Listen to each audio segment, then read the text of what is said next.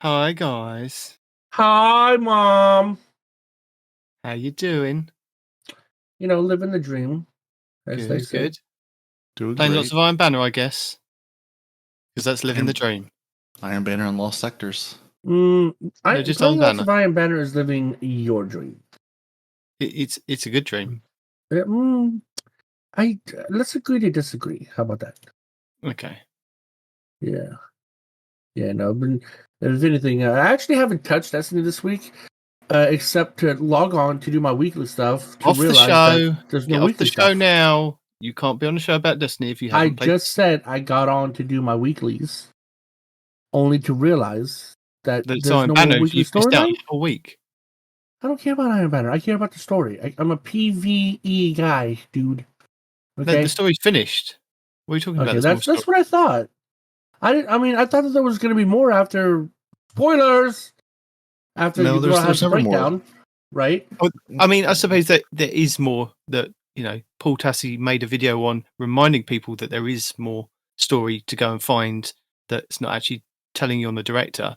And then every other YouTuber's picked up on this and podcasts to make sure that people are aware there is more story about the Veil from Lightfall that's hidden on Neomuna. Well, I say hidden, it's on the map, but it's down in the left-hand corner. And it's just kind of lore stuff. There's no fighting and things, just story. So go find it. I'm not real good with the whole scavenger hunt thing. It's not a scavenger hunt. It says Veil Containment on it. You click on it and you go and hear some voice lines. It actually says Veil Containment. Well, on what planet? Where the Veil is? Was it Veil? So Neptune? Mm-hmm. That's what I said just a second ago. I missed that part. I was reading. I'm sorry. You ignoring me. I wasn't ignoring you. I was trying to multitask, and I failed. No, you ignore me anyway. Whenever I start speaking, you always go, "Oh, you're so tiring and boring true. and put me to sleep."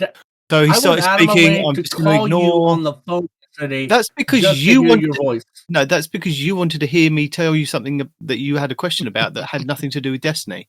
It still had to do with your voice, though, right? But I was concerned that you were driving at the time and I could possibly put you to sleep, so I was very quick with my responses. Actually, I was driving at the time, and when I'm driving, I usually call people to prevent me from going to sleep. You called the wrong person, sir.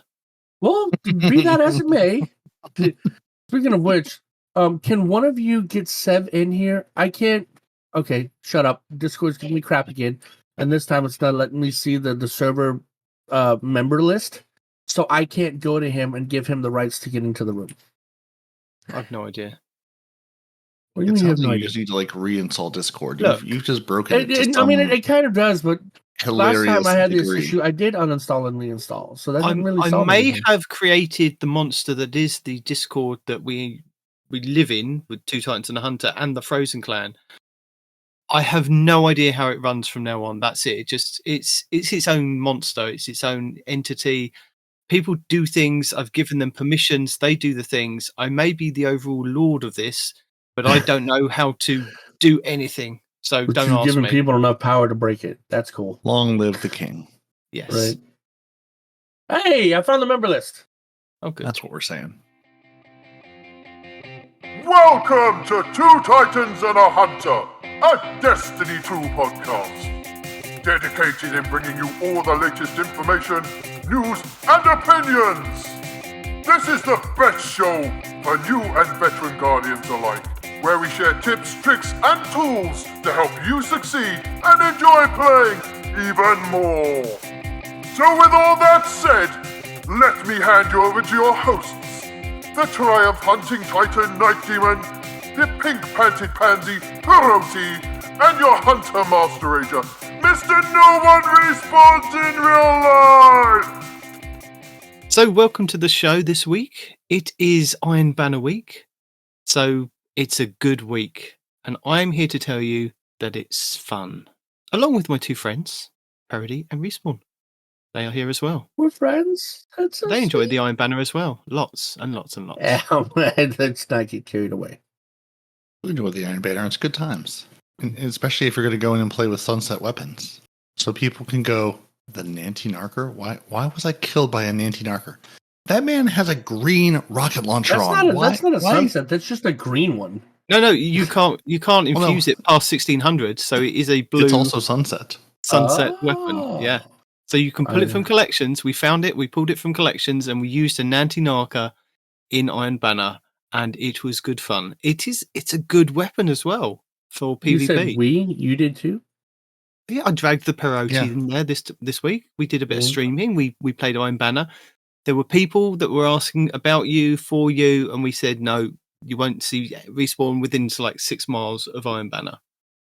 There's an exception though, right? There's a whole restraining order and everything. If you're asking me if I'm going to willingly go, absolutely not. But if there's people there and there's a group going on, I'll join a group, right? Well, there was a I'm group. just not going to go in by myself. You know what I'm saying? There was groups. Okay, well, let me know. Say, hey, it's me, Peroty, and some fans. Do you want to come play? And if I'm able to, I'll come play. Fair enough. Yeah, that's how Micah does it all the time. He always makes sure that there's a few people before he starts pressuring me to come play. We had our few people. We just didn't move on to the pressuring you step. There was just no pressure. Yeah. So Respawn, yo, you brought along a friend this week to join in the show. I did bring a friend this week to join in on the show, and he seems to think that you have to have video. You do not have to have video if you don't want to, Seth. I don't care. I like to see my own face.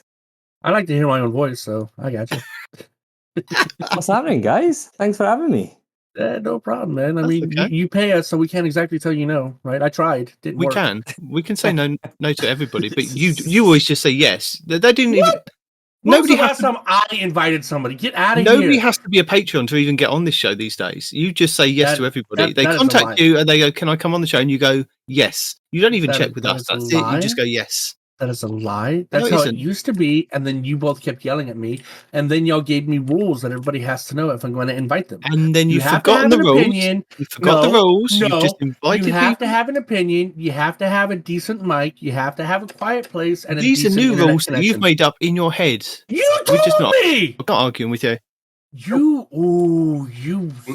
This is why we wanted independence from you. You lie. We did give him those rules because he was bringing he was finding best friends who didn't have a place to record or a microphone. Thank you, Perry. Sitting in the living room while everyone's screaming and watching TV. Not an ideal place to record. Peroty, though, to be honest, though, he doesn't set the bar very high when he podcasts from his car or from the airport or any other place that he's currently in. Again, when was the last time I did that stuff? Listen, we try our best with the Florida man. We do. We try our best, but the people are actually we did secretly distribute bingo boards to everyone to see if they could complete an entire Respawn locational bingo for the year. We're not quite there yet, and I won't tell you which one we're missing, but we're getting close. Yep. So, welcome to the show, Sevs. No worries, man. Thank you for having me. That's okay. So, you are all the way down in Australia. I'm in the UK, and But he these wasn't born two are over in the US. So, we're really stretching the boundaries here in Yep. how to do a podcast. So, have you checked all the boxes? You have opinions. Look, it depends on what opinions you want me to talk about. I'll As have long as it's opinions. Destiny About opinions. Destiny 2, preferably. Yes. I will Destiny 2. struggle to not to sway in certain situations, and I apologize if I do. But You yes, have I a do. microphone. I do have an You opinion. have a camera. We can see you. You look lovely, and you have a decent headset. You can hear us. So, Yeah. what other boxes were the Respawn?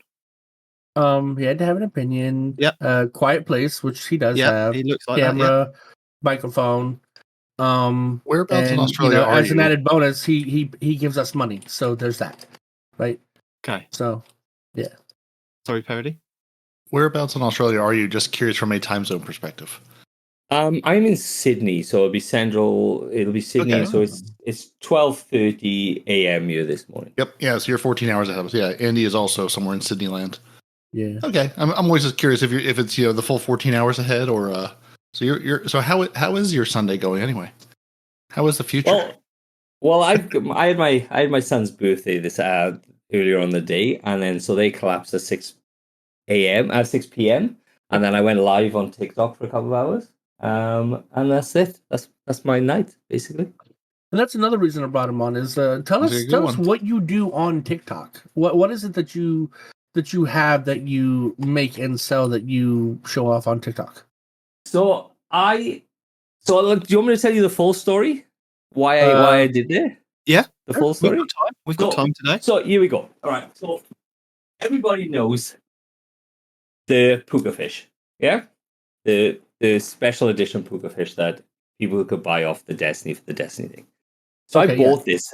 So I bought this special edition puka fish, and I realized that it's a hot garbage. And I hate the bloody thing. I hate it. I thought it was going to be awesome, like the ghosts of last season, where you had the hive ghost, and you could put it on the little stand, and it made noises and stuff like that. I thought that was fine. That was gold, and I couldn't get one, so I bought the puka fish expecting it to be like that, and it's trash, and I hate it. So then I thought, oh, I'm gonna make myself a ghost, and so I started making just the normal generalist ghosts that you can get of everything. But then I started designing and making different other ghosts. So this is the hardling shell. Obviously, the people out there won't be able to see this, but everybody who's got my camera will be able to see it. So I got the hardling shell. Let me actually go ahead and put you on blast right quick so people can see. If you put him on blast, I can maybe capture that video so we can put it on the... So that's the hardling shell. So that's all resin printed. And stuff like that. The one I'm working on now is the harpy shell. If everybody can see that, it's the harpy shell. I'm kind of thinking. So what I generally do is I print off these ghosts, design them, make them that I can play with them. So I modify them. I put magnets in them so I can take them apart. I put LEDs into them so you can just shove it onto on top of your computer and just have the LED, the little light glowing in the middle of it. And then I try to push the boundaries as much as possible. So I want the harpy shell, I'm going to have all the LEDs at the back, so it looks like it's actually blasting off.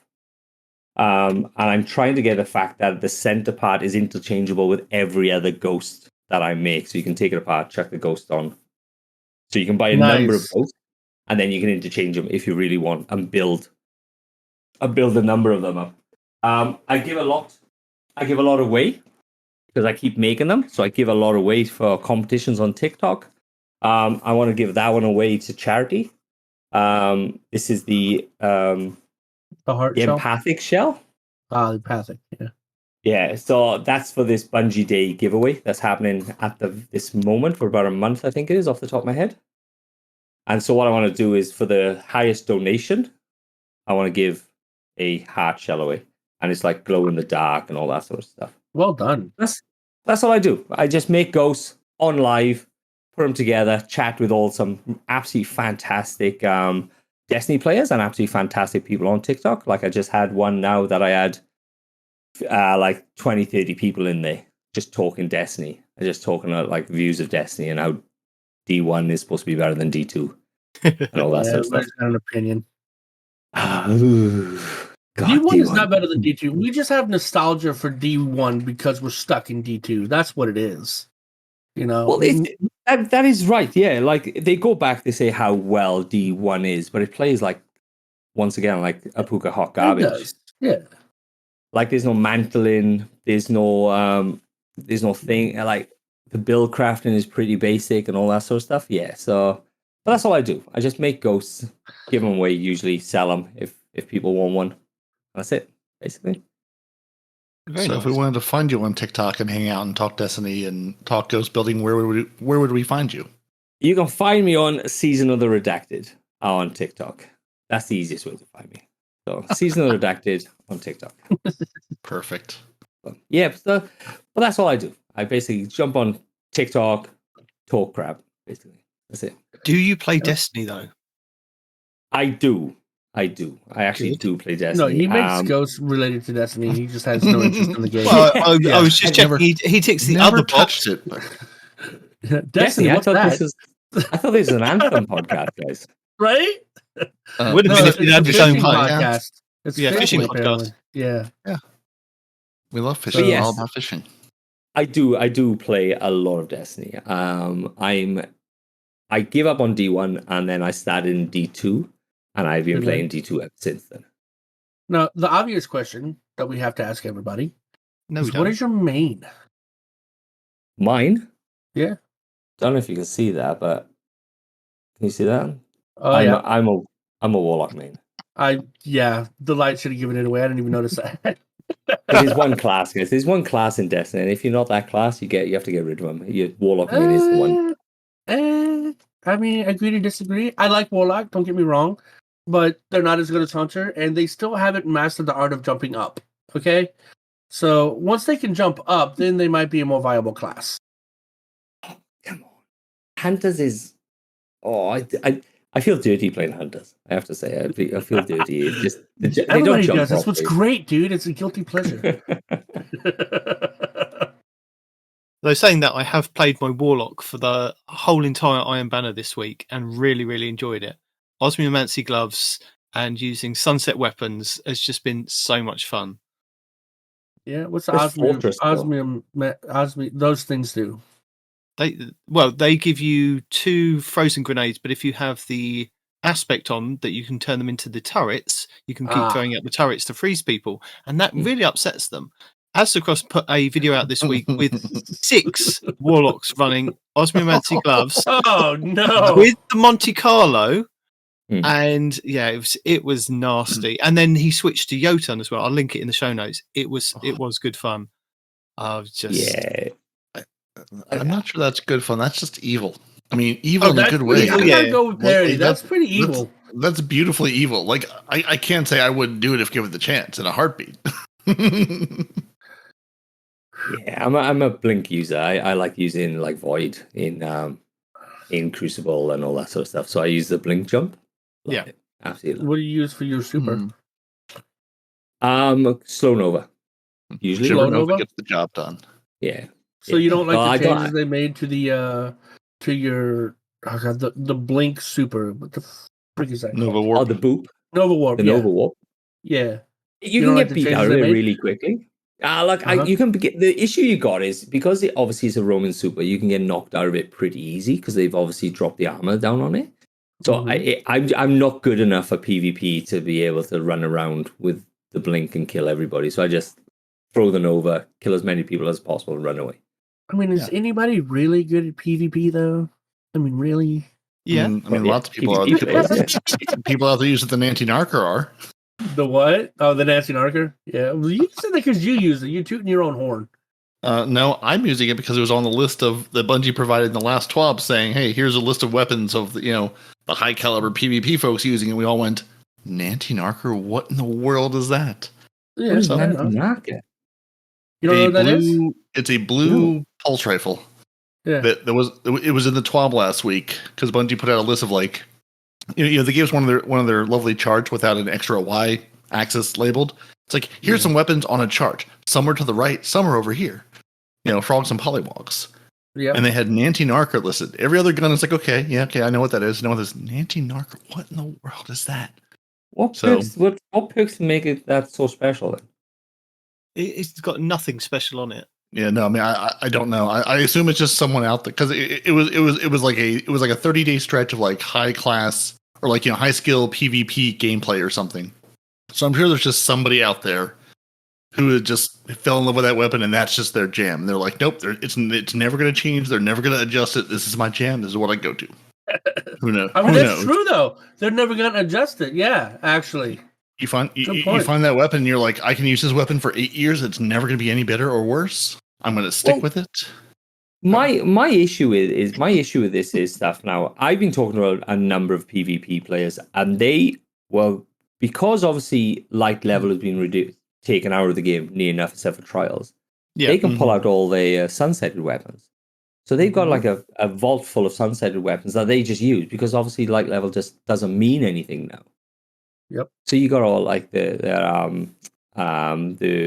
what is it? Not the submachine gun and all that sort of stuff that you could get. Mountain top. And all that sort of stuff. Yeah. So they I thought the mountaintop was going to be a blasting little more popular than what it currently is.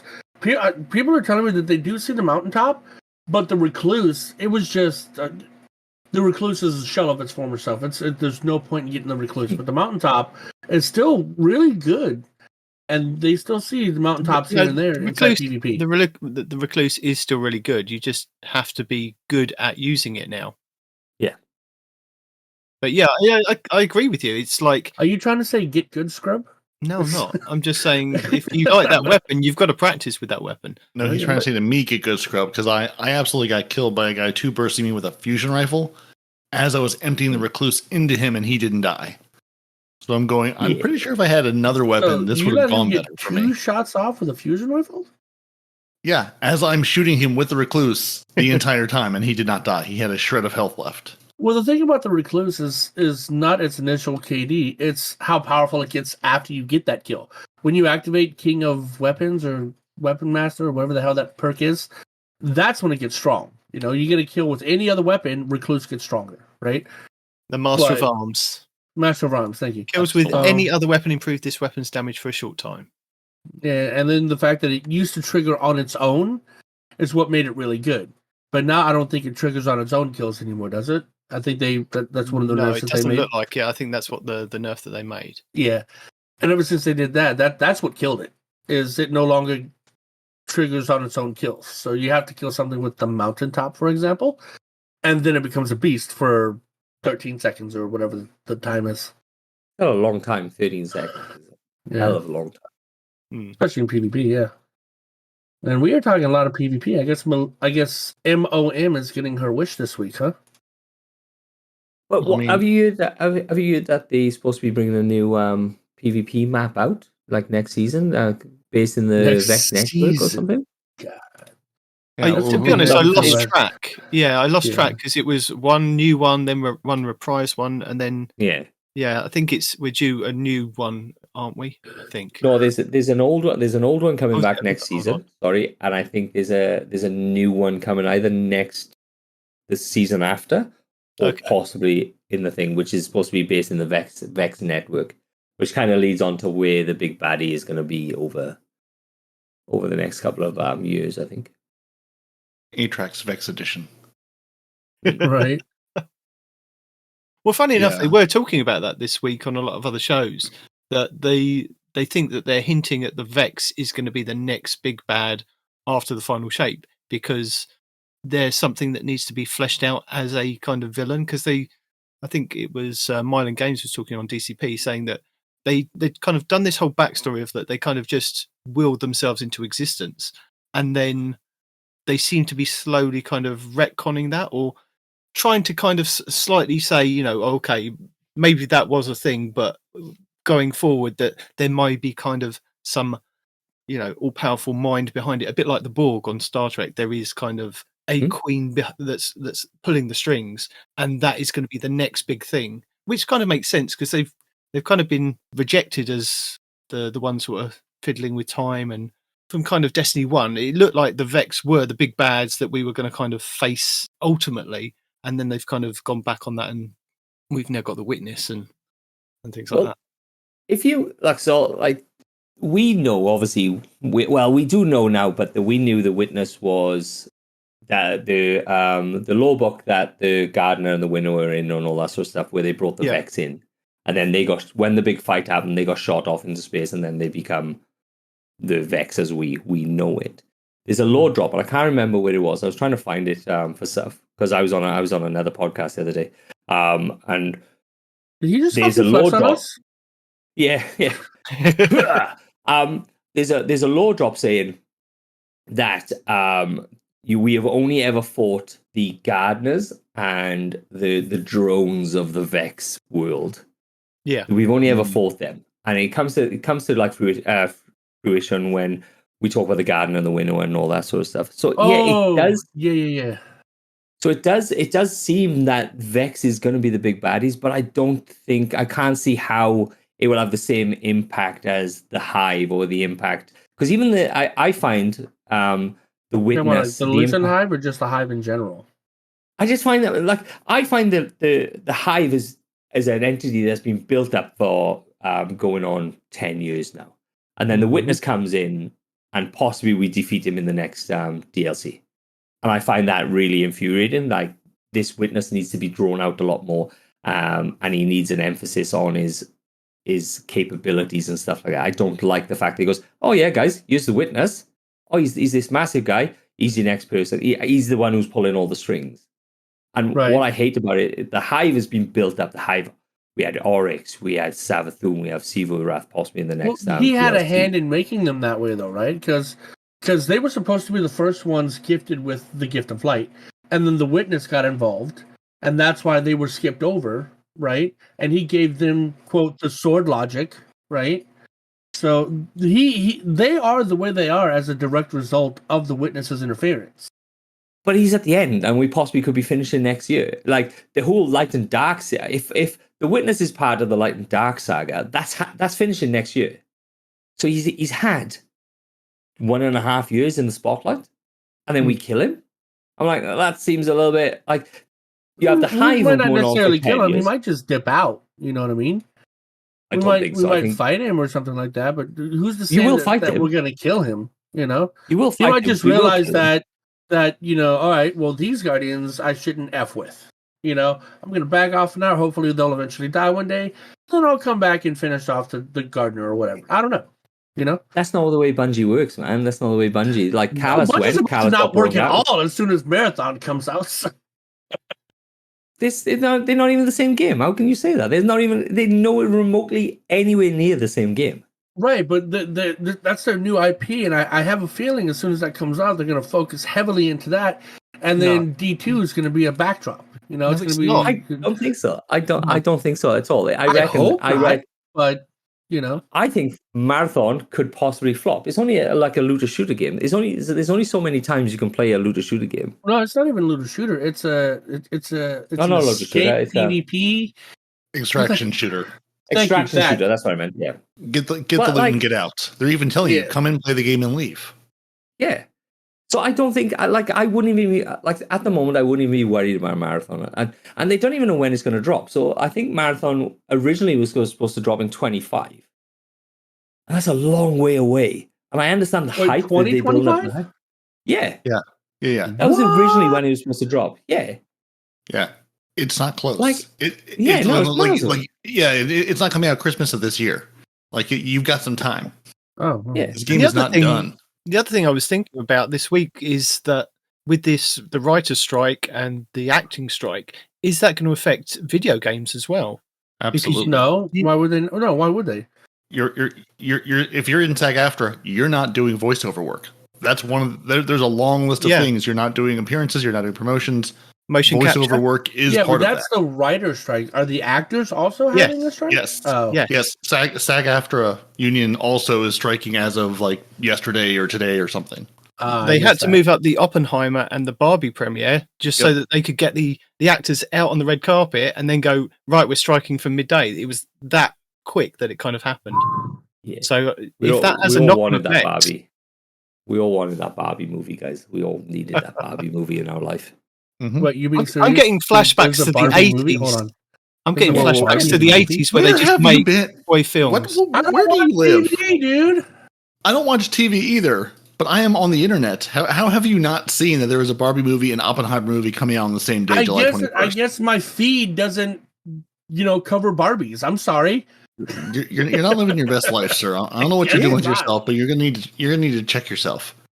Is it Like like Margot live action? Robbie's Barbie. Oh, it's live action. Oh, Margot Robbie. Ooh. Yeah. Margot Robbie and Ryan Gosling. Come on now. I rest my case. But I like, mean, it's you had me at like Margot. yeah, but like back to Marathon. So the issue you got with Marathon is one, Bungie is very late to the game. You got Tarkov, you got all these other games out there that deal in that and do well in that. And for Bungie to roll up and go, hey, we're gonna do an extraction shooter now. 4 or 5 years behind everybody and another 2 years in production. That's almost like 6 years that they're behind everybody. Unless that pulls a miracle, are they behind? I think they're using their name though, aren't they? If Bungie rolls up to the table and they go, "We've got this game," it's normally a good game. So I think that's what they're counting on, is that they're going on the name, which is why they've shifted like the PvP gods that we've had creating the PvP in Destiny over to that game, because they've gone, right, we want the best over here so that this one really excels and can take off. and then we can work on both of them at the same time. Look, I think what happened. Like, oh, yes. No. Yes. No. Yeah, But- yeah. I mean, even just looking at Bungie's site for Marathon. It says huge from the creators of Halo and Destiny. They are absolutely banking on that name, saying, Yeah. we know how to build a shooter. We've built shooters. Is this the shooter we're going to build that's going to be successful? Who knows? But that's Well, hold on. That's They build shooters. Yes. Do they know how to build shooters? And They're bringing in other people. No. do I this mean, as well. no. Undisputably, yes, they know how to build shooters. I mean, when you hear the PvP people talk about Destiny, they talk about the gunplay, they talk about the gun feel. Halo, is a fairly successful game. I mean, Bungie can build a shooter. Okay, There Halo, is no question. There is no question that Bungie can build a shooter. Can they build a PvP only shooter? We'll Here's see. a hot take. Can Bungie build a shooter by themselves? Because I discussed this the other day. So Bungie built Destiny with the help of Activision. Mhm. And a number of And other studios at times. A number of They other built, studios. Halo with the help of Microsoft. Yeah. Right. So can they build a game purely by themselves? Because we've had games with Sony. When Activision, Ooh. well, Sony is the weird fish, isn't it? They turn around and go, we give you money, we get the rights. So if we want to do a Destiny live action movie, we pretty much own you. We can just do Please do that Right. soon. yeah. Which I mean, granted, what from one Nitedemon just said, that's not happening anytime soon, especially now. But movie, please. But yeah. I mean, it's like Sony is still the man behind the curtain. How involved they are, whatever. Like there's still that huge, massive player behind the curtain of Bungie of Sony. Again, how that relationship stacks up to the Activision one or the Microsoft one.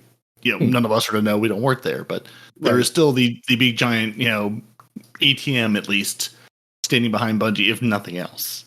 Well, I mean, like you just said though about Marathon, is Marathon their own thing? Is anybody helping them build that? Is that going to be their first example that hey, this is what we can do? Look, and didn't they build something before Destiny? Not Destiny. Marathon. Marathon was their first ever. 93, I think it was. And then it came out with Halo, and then Destiny, and then there were other games back to Marathon. But right? I think the thing is, you have to look at it as like Bungie are going on their name because they've never had a flop. Destiny, when it came out, was meant to be a flop. But look at it, it just succeeded and it succeeded. It just took off. We've now got a sequel that people are moaning about, but it's still going very strong. Mm-hmm. It's the name. Look, the issue you go with Destiny players, and I love them to bits, and I love them, and I think that as a community, they are fantastic. But they will complain about everything that they can possibly complain about. Every gaming community, though, man. That's not limited. I'm a part of this community, players. so I see this part. I see this part in this community where people are like, "Well, I don't like that change in that gun.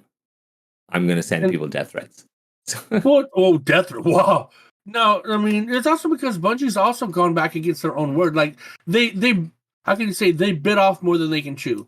Like it still sticks out in my mind the moment that they wrote, "We will no longer nerf anything ever," right? Like, and then the fact that after that they went back to nerfing things and sunsetting and all this other stuff, right? And I know it's a necessary evil. I get that, but in my heart, I still think you said you would never nerf anything ever again, and here you are just breaking your word all the damn time. You know what I'm saying? Wait, when did they say they're never going to nerf something? They said they're never going to sunset. No, this is way before they said they would never sunset. They said they would never nerf long before they said they'd never sunset. This was years But you have ago. to. You have to nerf. Yeah. But they said initially. Do. They said initially we're not going to do any more nerfing. What we're going to do is we're going to bring other things up to that level, right? So and then hence the power creep that I guess they didn't realize was going to happen if you didn't nerf anything anymore, right? Now, like I said, I get that you need to nerf, but I don't want them to. Like, I want my guns to be powerful. I want my rocket launchers to do rocket launcher level damage. I want my grenade launchers to still be the go-to for boss damage. You know what I'm saying? I don't like the fact that they nerf things. And every season we're going to be like, all right, are rocket launchers good against this boss? Nope. All right. What about grenade launchers? Nope. What about machine guns? Nope. What about, holy crap, guys, did you know the Outbreak Perfected is back to being the top DPS dealer? What? You know? So it's every season you got to find out what's the go-to stuff. And me, I'm a PvE main, right? So my main concern is DPS. What's the DPS for this season? So, but what would you like to do, though? Would you like it to be this steady, mediocre, like, right then, guys, I got this gun. I'm going to roll into this boss damage. Bang, bang, bang. Same damage. Awesome. Great. Into the next boss. I've got my same gun. Because a lot of people don't get those guns. Well, if you have the guns, it's boring. But if you don't have the guns, D1. You're chasing those guns. And then by the time you get that gun, well, now that gun's no longer useful. That's D1 all over again. That's D1 with the Galahorn. Galahorn or nothing. Like that. Exactly. That was the D1 endgame raiding experience. If you didn't have Galahorn, you needed to fight your way into a raid. Yeah, and I agree that it was the one thing that is like there are many other ways to do this. That was just the one way everyone did it because that's the way that worked, or people never looked for anything else outside of hey, here's what we have. But there were plenty of other ways to get things done. Like I mean, I'm with you. Having things stay the same forever. That doesn't lead to replayability. That leads to me picking up the game and putting it back down again. That leads to, I can go do this, but it's the exact same thing as it was a year ago. Why am I back playing this? That's why I'm not replaying the Halo missions now or doing things like that now. It's the same gameplay over and over again. Strand came out. They didn't have to nerf something else for Strand to be good. Strand just came out and people were like, holy I can just keep this boss in the air forever.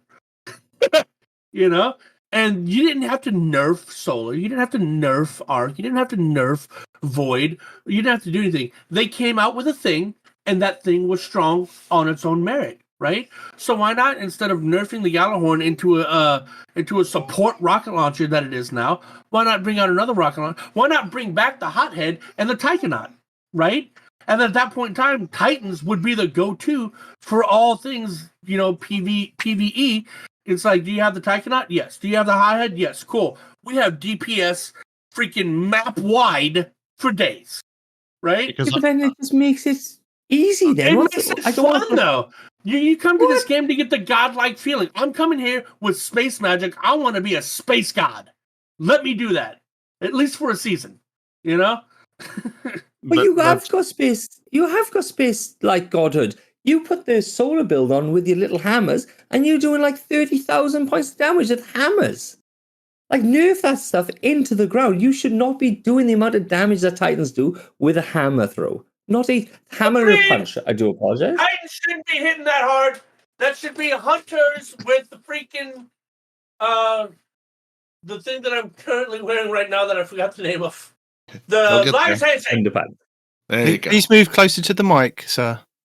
But I want the game to be difficult. I want the game to have difficulties. I don't want to just roll into something and just wreck it completely. I understand the thought of, I'm a god, I want to wreck things, I want to make it fun. I want it to be difficult. I want it to be technically difficult and not them throw champions in there. Let's make it hard. There's 50 champions. You have to kill these champions first before you get to the boss. I don't like that. I need it to be technically hard. I need it to be DPS technically hard. Like the final boss in Oryx, where you have to go and you have to get the bombs and all that sort of stuff. Garden of Salvation, where you have to be linked. You have to link them to get the floor back. I like that. I don't want DPS. I don't want to be able to smash things into oblivion on DPS. I want it to be difficult. I like this game because it's both. Difficult. What if you can have the difficult mechanic in order to get to the boss phase, and then with whatever you got, right? You can have both. But I mean, that's what we've had forever. Stand in a well and just pour damage onto something. Yeah. And Bungie said, we want to get away from that. We don't want you just to say, Bungie doesn't want there to be one go-to way to do a thing. I mean, again, that was D1. It was pop a bubble, grab a Galahorn, and nuke a boss. That was it. That was the strat for the entire life of D1. Look at the new Warlock exotic. I think this was Bungie's way of saying you don't need a well. Let's give the Warlocks this ridiculous-looking helmet that does amazing things with trace rifles. Who needs a well when you have a constant stream of something that's debuffing the boss, right? So you can use the new strand weapon, which gives the boss a debuff, and he just lays on him indefinitely, right? He could also, pop a couple rounds on his friends to give them armor. Or you could go, the divinity is, the divinity, right? And then the cold heart, which is, if you could just lay on the trigger with cold heart ramping up its damage, that's not a bad thing either, right? So I think that was a good way for them to tell warlocks, look, you're more than just your well, right? Yeah, but and I like that. But also no, because it's still no. well. Like giving the warlock is not the one who needs the well alternative. If you're a warlock, and you're like, I'm gonna go do a hard thing with my friends, I'm gonna bring a well. Period. Full stop. You're not going, well, maybe I won't. No, you're bringing the well. Just like D1, you were bringing the bubble. There was no question about this. The only question was, how many are you bringing? Well, you still technically have a bubble now. But they got nerfed, so all the warlocks supers in theory got nerfed because they were quite powerful, like Chaos Reach and the Nova Bomb and all that sort of stuff. So it's been that back too. Oh. Chaos Reach through walls, absolutely fantastic. It was if you're talking about PvP, Chaos Reach through walls. No, I didn't say that. I'm thinking PvE, right? Chaos Reach. Like that season when Chaos Reach came out, I think most of that season I played as a warlock because there was nothing better than that Kamehameha feeling, especially with the Geomancers, right? You just laid on that thing and you felt like Goku in Super Saiyan mode, or at least I did. I don't know about you guys, but I gave me the good feels. You know what I mean? But our supers does nothing like as a warlock, and so we have to roll back to the fact that we have a well to keep people alive. And I don't understand that we have to have a well. Warlocks are pigeonholed into having well, like Titans are pigeonholed into having the dome, and then a hunter's pigeonholed into having golden gun, the one-shot golden gun with the Celestial Nighthawk. If they want to go that way, haven't had to use that in a while. That's nerfed as the hell. Blade Barrage is better. Our Strand Super does way more damage. Granted, it requires us to be close, but fair enough.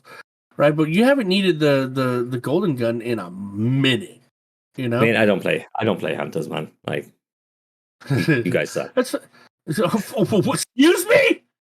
You guys suck. You're such a bad guy. Which can't even jump in the air.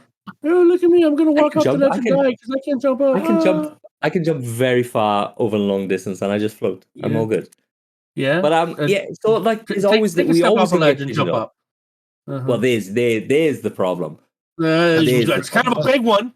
That's what's transformed. We get pigeonholed into well, and then because you get pigeonholed into divinity now because of the helmet. So you're like, so you just get pigeonholed. Like that's the go-to for a warlock is all right, guys. You bring well and divinities. Well, you guys you're meant to be the support though. Right?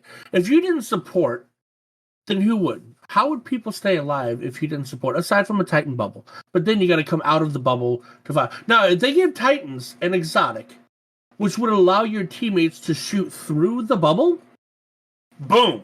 Changes the entire meta. You don't need your well anymore.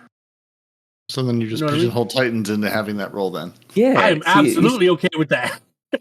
You're nerfing one class for the next, and you just says you didn't like nerfing, so you still have the well. Nothing's wrong with the well. If you want to use the well instead of a Titan bubble, you can still use the well. I'm not saying nerf the well. I'm just saying bring something up to its level, like letting people shoot through a bubble. What could we do to pigeonhole hunters into being the support class where they have to run the same thing to keep the team alive? If there was something good enough, as good as a well on a hunter, I would run it. I would. No questions asked. If I could keep my team alive, I would do it.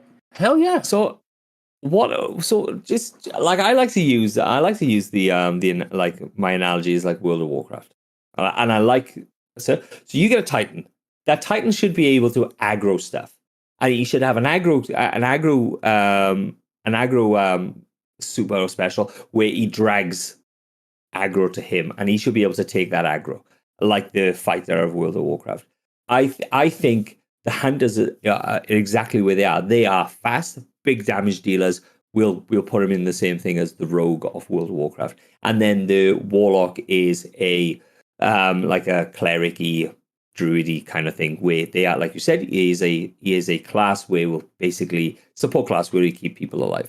I want to put Titans into a pigeonhole, Hunters into a pigeonhole, and then Warlocks into a pigeonhole, and then define those pigeonholes for them. I'd love if he did like the Titan did a Raw and he dragged more people in and they come to him and then he can take the damage. So he'd have a slower movement. It is what you're talking about, though. Traditionally speaking, Hunters have been the DPS, Titans have been the tanks, and you guys have been the ones that keep everybody alive.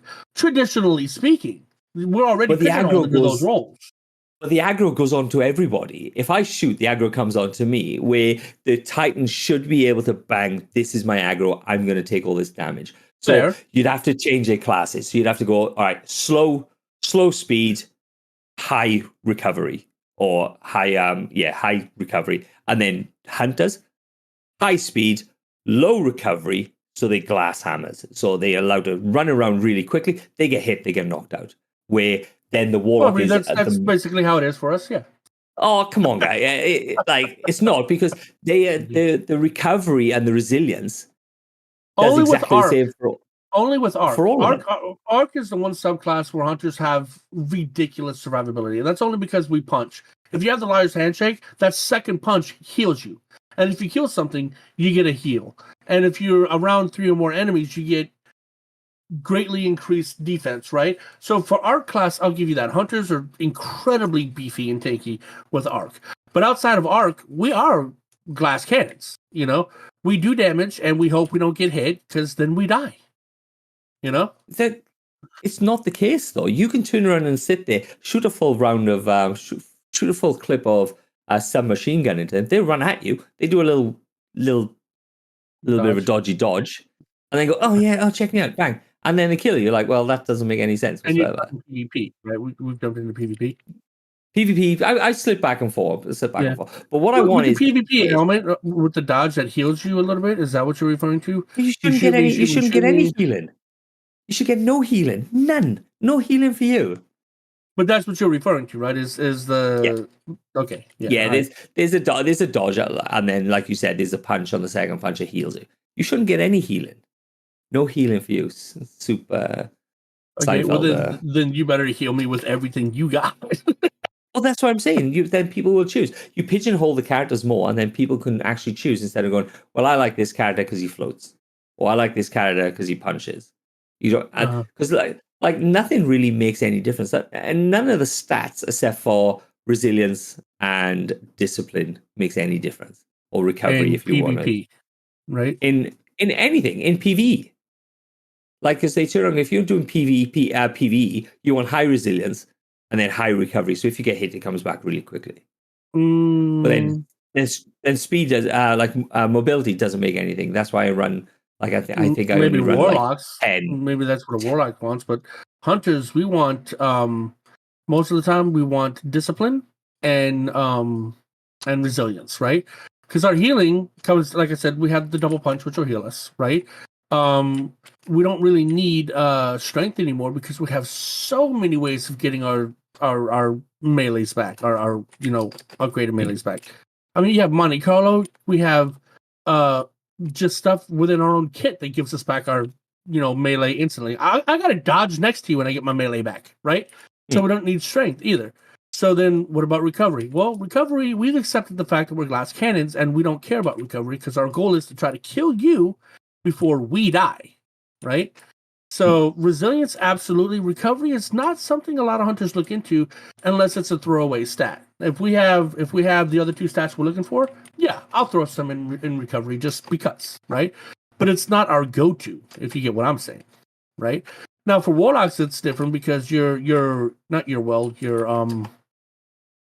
Rift depends on your recovery, right? But I don't think hunters really care about recovery at all, and I want to say not real big on Titan's list either. You guys are all Titans about strength, isn't it? Strength and resilience. I thought it was discipline and resilience like us because they want their nades, them lightning nades, right? But I don't know. That's why I'm asking the Titans. Resilience, recovery, discipline are my go-tos. So it is recovery. Yeah. Okay. So it's like that across the board. Like, yeah, So on my character, it's high resilience, high recovery, high discipline. But then now Titans is high recovery, high resilience, high discipline. Like it's exactly the same build. It's just they have different things of different ways of punching people or different ways of doing stuff. I'd love it to be pigeonholed, so they have to rely on the pigeonhole of strength and like of this. I don't want to turn around and go, oh, well, I've got a build like just gives me back everything straight away, because that's once again like yay, I punch, I get it back, yay, and it takes away from the build crafted as well. That I find that like you're hunting for the armor that gives you the big stats that you like, because it used to be like 100 mobility, you needed 100 mobility, but then mobility was for warlocks, it was like it only make you jump higher, and it's like, well, what's the point of that? Like I think I run 10 to 20 mobility, if that, and then all the rest is all in recovery, discipline, and resilience. Well, outside of Hunter Dodge, mobility doesn't do anything except, and people say it helps you run faster. It doesn't. It helps you move faster while crouched, and it helps you walk faster, but it does not help you run faster. I can't tell how many people think that mobility makes you run faster. It does not. Everybody runs at the same speed unless you have a buff that makes you run faster. Mobility does not make you run faster. It just makes you walk faster and crouch move faster. Yeah, but then it was a time like 2 or 3 years ago that resilience didn't do anything. Yeah, it was actually nothing. Like, why would you have 100 resilience if you get shot in the head with a sniper bullet? You're a dead man. You get shot with you get shot with 100 resilience in the head. You're a dead man. It's like, what is the point of resilience? Back then just gave you more health, right? Now it gives you more health and damage reduction, but back then it just gave you like more health. Like if you had what was it, 10 resilience back in the day, you had 190 health. Wasn't that how it was? I don't think it gave you more health. I think you took less. It scaled the damage down. Like I mean, that's what Bungie's always described it as. Like it's a damage scaler. It's at 0 resilience you're going to take 100 damage from the shot. At 10 resilience you'll take 80 damage. Again, whatever the numbers are. It's just the beefier your armor, the less damage you'll take from the same input. You're still with 100 resilience. You're still going to get 2 tap to the head. You're dead with a hand cannon. Okay. Or two to the head, 1 to the chest, or whatever it is. Sounds like the Marine Corps. But yeah, I mean, you sound like I did a year or 2 ago, whenever I was complaining about how they're blurring the lines between the classes because they gave Titans a dodge, right? Which is what the Hunters have, and then they gave Titans a chargeable melee, which is a Warlock thing, So it's just like that's how I was feeling. It's just like you're blurring the lines. Why even have 3 classes if you're going to make Titans do everything? You know? They give the Hunter the blink. In theory, not as good as the Warlock blink and stuff like that. Yeah. Do you think it's a? I'm trying to say this in the best way and not being insulting, but do you think this is Do you think it's Bungie giving participation awards to everyone? Like the game, everything's easy now. You get. Because just work as the grenades. So people are complaining that the Titan magnetic grenade that's just stuck on the wall, and then when you passed it blew up and shot you, completely killed you all the time. I think you're thinking of the Hunter trip mine, which was a problem for a long time. Yeah. And so they're like, well, people complained about it. Like, why is the Warlock grenade can't kill anything, and then the Hunter trip mine can kill everything? Like, it doesn't matter if you get caught. You have the help of an exotic, though. By itself, it doesn't. We had to have an exotic to beef up its damage, But then they go, well, tell you what, we'll just give everybody that one. So you can't complain about it because everybody's got it now. But then, every class has got it now. It's like you said, it's blurring the lines. It's watering down each class, so they kind of blur into one. And then it's going, well, everybody can have this medal. Everybody can have this. So it's kind of reducing the difficulty of the game. It's reducing the amount of gripes you have with the game because everybody has this bloody. We call those commendations now, sir. Those are commendations we hand out to each other for participating in things. Yeah, fair enough. Yeah. So I'm like, because even it was another one that I tried that I thought of, and I can't think of it. It's gone now. It's gone. Not important. Welcome to my life. I had a thing and then it went away. No, but yeah, I mean it's good. It's good. It's a good talk. I mean, but yeah, with what Bungie's doing, they say, oh, we're making the game harder, but you kind of didn't. You just added more champions, and then the class distinction every time a new expansion comes out, you have less and less things that differentiate the classes.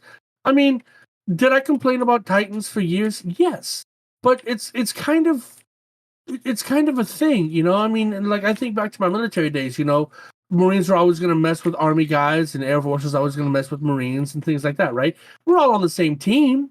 We all play the same, you know, we're all there for the same reasons, but you know what? Sometimes messing around with each other is just fun in its own right, you know? Let there be the differences. Let there be the animosity. That's part of the game. That's part of the community, you know?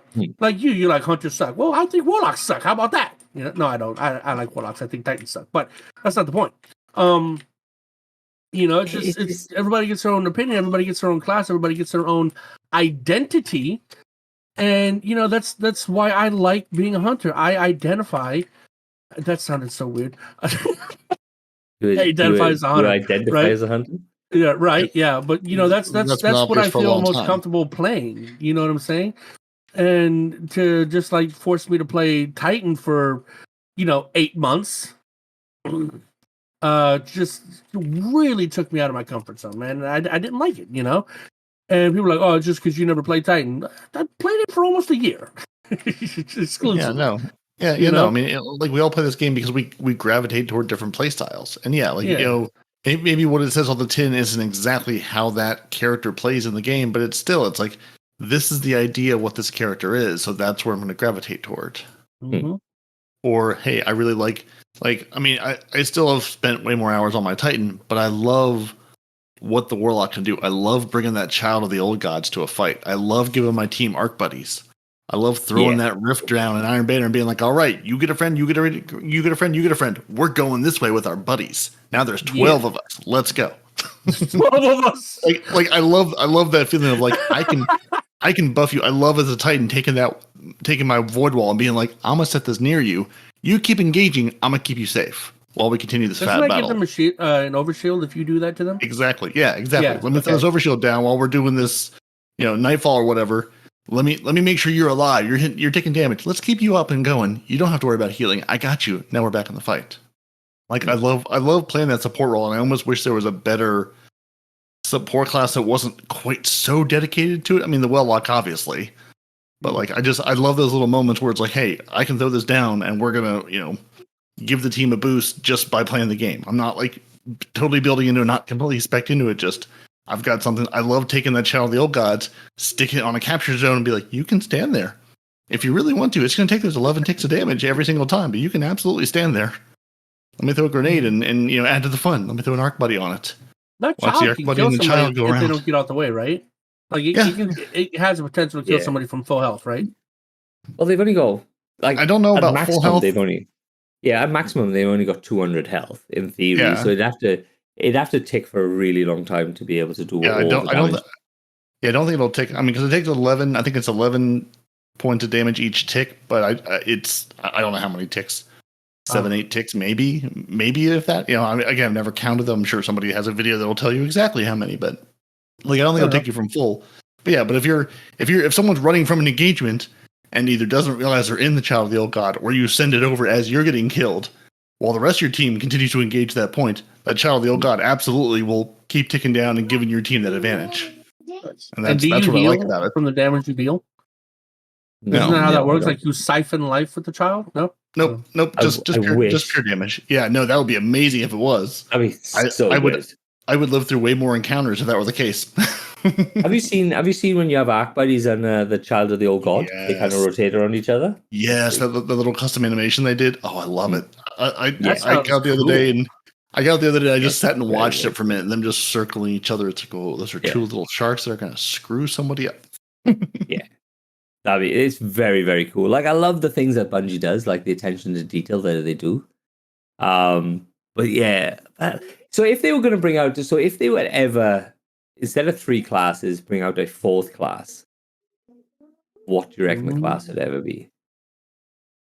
Kinetic, no. Sorry, I'm just hung up on that ever since I saw that. Okay, well, theoretically, you have the tank class. Theoretically, you have the DPS class. And then theoretically, you have the support class. So what is not included in the 3 theoreticals that we have that some other games have, right? The engineer class. I something Vex Tech, and now I can not to say build not to say build turrets. Yeah, there we go. Yeah, like a splicer class. No, pop honestly, a portal. Maybe I can pop a portal from here to there, get you where you need to be, something like that. I mean, honestly, I've been waiting to be able to play as a Cabal or as an Elixni, or give me a playable character as them and just open them up to me. Not a class. But I actually run a Destiny D&D player podcast thing, and you can actually in the game you can actually play Cabal, Elixni, and Hive, and Scions as well in the actual D&D Destiny world. You can play all them. What? It's pretty cool. Yeah. Do the Hive ever make progress, or are they constantly battling somebody because of the Hive logic? It seems like that would really get in the way of your day-to-day life. It doesn't make any sense because they Hive, but then they have a ghost. So I'm like, that's Lucid Hive. It's canon now. So. Yeah, exactly. Yeah. But this is written like years ago. But yeah, so I do a Destiny D&D podcast for that, and it's very much fun. Like, it's so much fun. But yeah, like I never lose anybody. I know a guy who likes D&D. And the name of your podcast and how we'd find it is? What's it called? Season of Redacted Podcast. Yeah. Is it really? Yeah. Okay. Perfect. I hate that. There's a man that knows his branding. I like that. I appreciate that. I couldn't think of a name. So Season of Redacted Podcast. But like I get guests on for like a 6. Like a 5 to 6 game like arc, and so I just get everybody on. We have a few games, we kill a lot of things, and then you go on your way. It's look, I've been doing it for a year now, and it's really, really good fun. It's really good fun. Respawn would really, really like to come join you. Yeah, man. Yeah. You just have to deal with my timeline, though. Depending on your timeline, that might not be too bad. You do have to show up at 4:00 in the morning. That's the only catch. He's just 14 hours ahead of us. Respawn. That's it. It's a mere 14 hours. Well, it's actually not bad because it's almost back around. Here we go. So I'm playing tomorrow. I'm actually live tomorrow at 8:30 Australia time. 8. So what's 8 minus 14? What's 20 minus 14 is going to be 6. So 6 a.m. for me. Oh, that's not bad. That ain't too bad for tomorrow. Tomorrow's Sunday. I can be up at 6 a.m. on a Sunday. You're just starting the day early. See? Yeah. So I'm playing. Actually, I'm live tomorrow on. I go live on Twitch and TikTok and stuff like that. Nice. So it's very, very cool. It's like because I'm going to go completely off air. I'm going to fanboy. So I've literally killed Marasov, killed the Traveler. In the D&D game? You mean? Yeah, in the D&D game. Put them all in the thing, and Shax is the big baddie. What? And Siva's taken over the Traveler and stuff like that. That's what I've done. So throw more grenades now. Oh, that's beautiful. Yeah, so Shax is like a level 20, and he punched one of the guys who's only like a level 8 and just completely decimated him. Natural 20 on the dice, and Boof just blew him apart. I was like, yes, this is amazing. That's canon. In what it was Shax, right? That dropped somebody's head from their shoulders. That was him, right? Felwinter's light. Yeah, Felwinter. Oh, that was Felwinter. Yeah. He knocked Felwinter's head off, right? Yeah, with the slap. Yeah. But then you got Cora Ray, who did the old. I think she put a shotgun up his butt and pull the trigger. Guardian down. Who? Felwinter? I Cora to Shax. Oh, what? In the law, yeah. Yeah, in the law, yeah. By all accounts.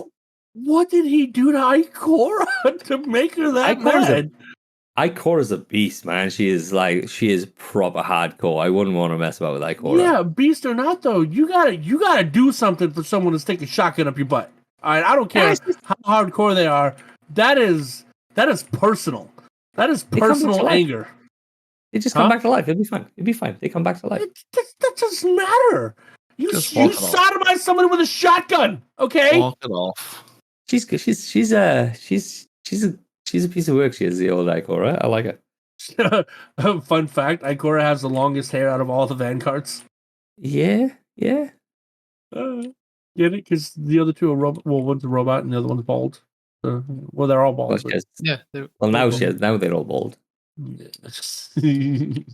So, like, there was a talk in the law a few years ago that they needed to get rid of the Vanguard. The city can't grow because of the Vanguard in them. What do you reckon? Do you reckon we get rid of the Vanguard now? What? Hold on. What? We're well on our way. Yeah. Well, so the law. Hold on. Why can't we grow because of the Vanguard?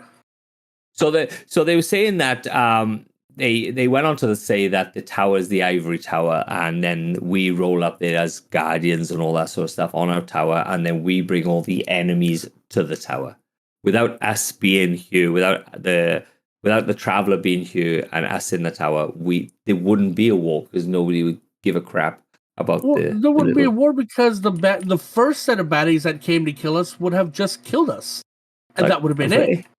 Hey, just the law, man. It's not. It's like my view. I'm like, I think we should get rid of the Vanguard myself, but like, yes, the Titan Vanguard. Ikora's the last one standing. Well, you can't say too soon, bro. Too soon, man. Yeah. No. I'm not trying to make fun or poke fun or make light, but I mean, just unfortunately, logistically. Well, we're getting paid back for a little while at least. By all accounts, Lance Reddick, his voice, his actual voice lines have been recorded all the way up into Lightfall anyway. Well, hold on. You mean Final Shape? Because I think they were saying the other day. I think they were saying they had done the last lines they had recorded with him in the story from this season. That was because that was the last lines that he recorded for this season. Not the last lines recorded ever. Yeah. Just so if they were season. doing everything up to the final shape and got him to record all of that, and then went right, we're now going to work on the season stuff, and that was literally the last line that he recorded for ever. But then the following seasons, he's also maybe they've done it out of order, kind of thing. But that was I think that was the thing that they were just pointing out. That was the last line that he ever recorded. Not this is the last line you're ever going to hear of him that he recorded. It was just they made it sound like those were the last lines he ever recorded. Well, they were the season. They were the last lines he ever recorded, but they weren't the only lines. We're not hearing those lines. Yeah, it could all be out of order. You don't know. Okay. Yeah. Because they've prepared the next couple of seasons. They're working 3-4 seasons ahead of us, or 2-3 seasons ahead. Yeah, that the next season is packaged and ready to go. They're not still recording voiceover and doing that work. That makes sense. Because I heard it the same way. It's like, this is it. This is the last ever. It's like, that makes sense. The last of the season. Yeah. But the other seasons are done. You as players just have not heard them yet.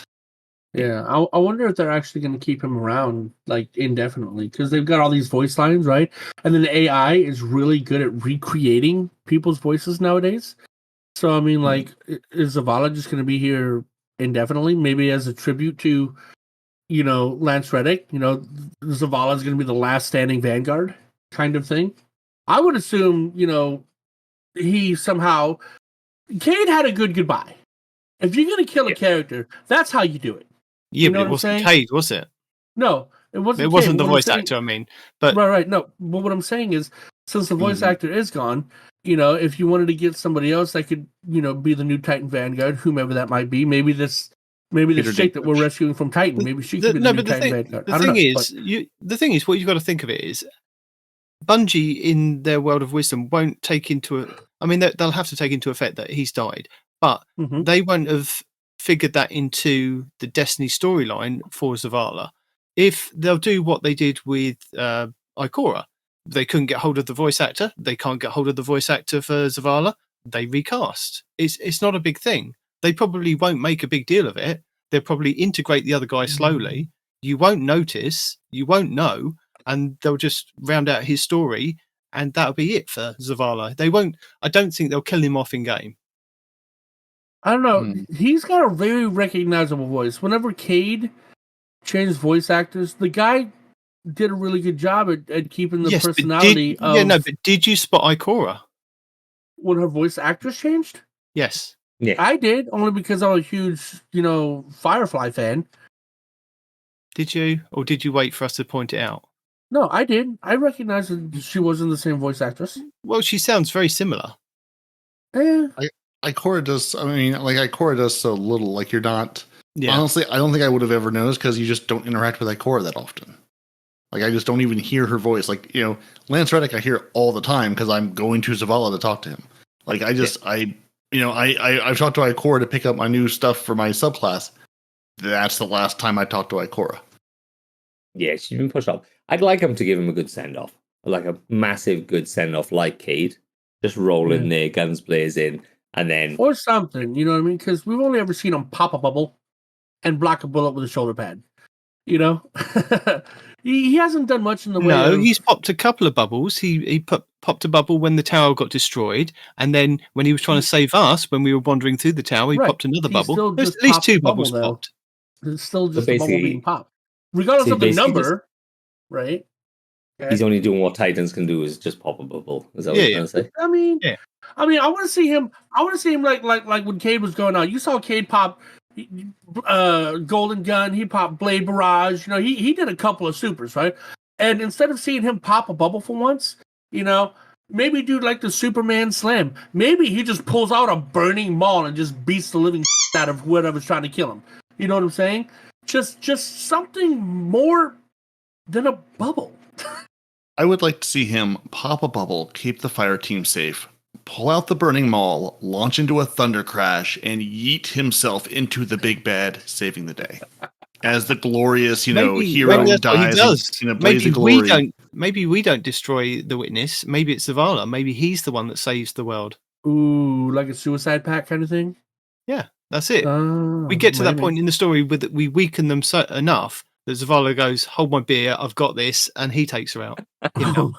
What I dislike about certain things is the way Bungie, you're in a mission, and then you hear this massive fight going on somewhere else, and they go, "Yeah, Zavala's in here, he's doing all this business," and you're just like killing, like Fallen and stuff, and then you go, "Yeah, that was a great fight, guys. We going somewhere else now," and you don't get to see any of that action. You don't get to see any of that cutscene or anything, and that infuriates me. That absolutely grips me. Like, it's got all this action.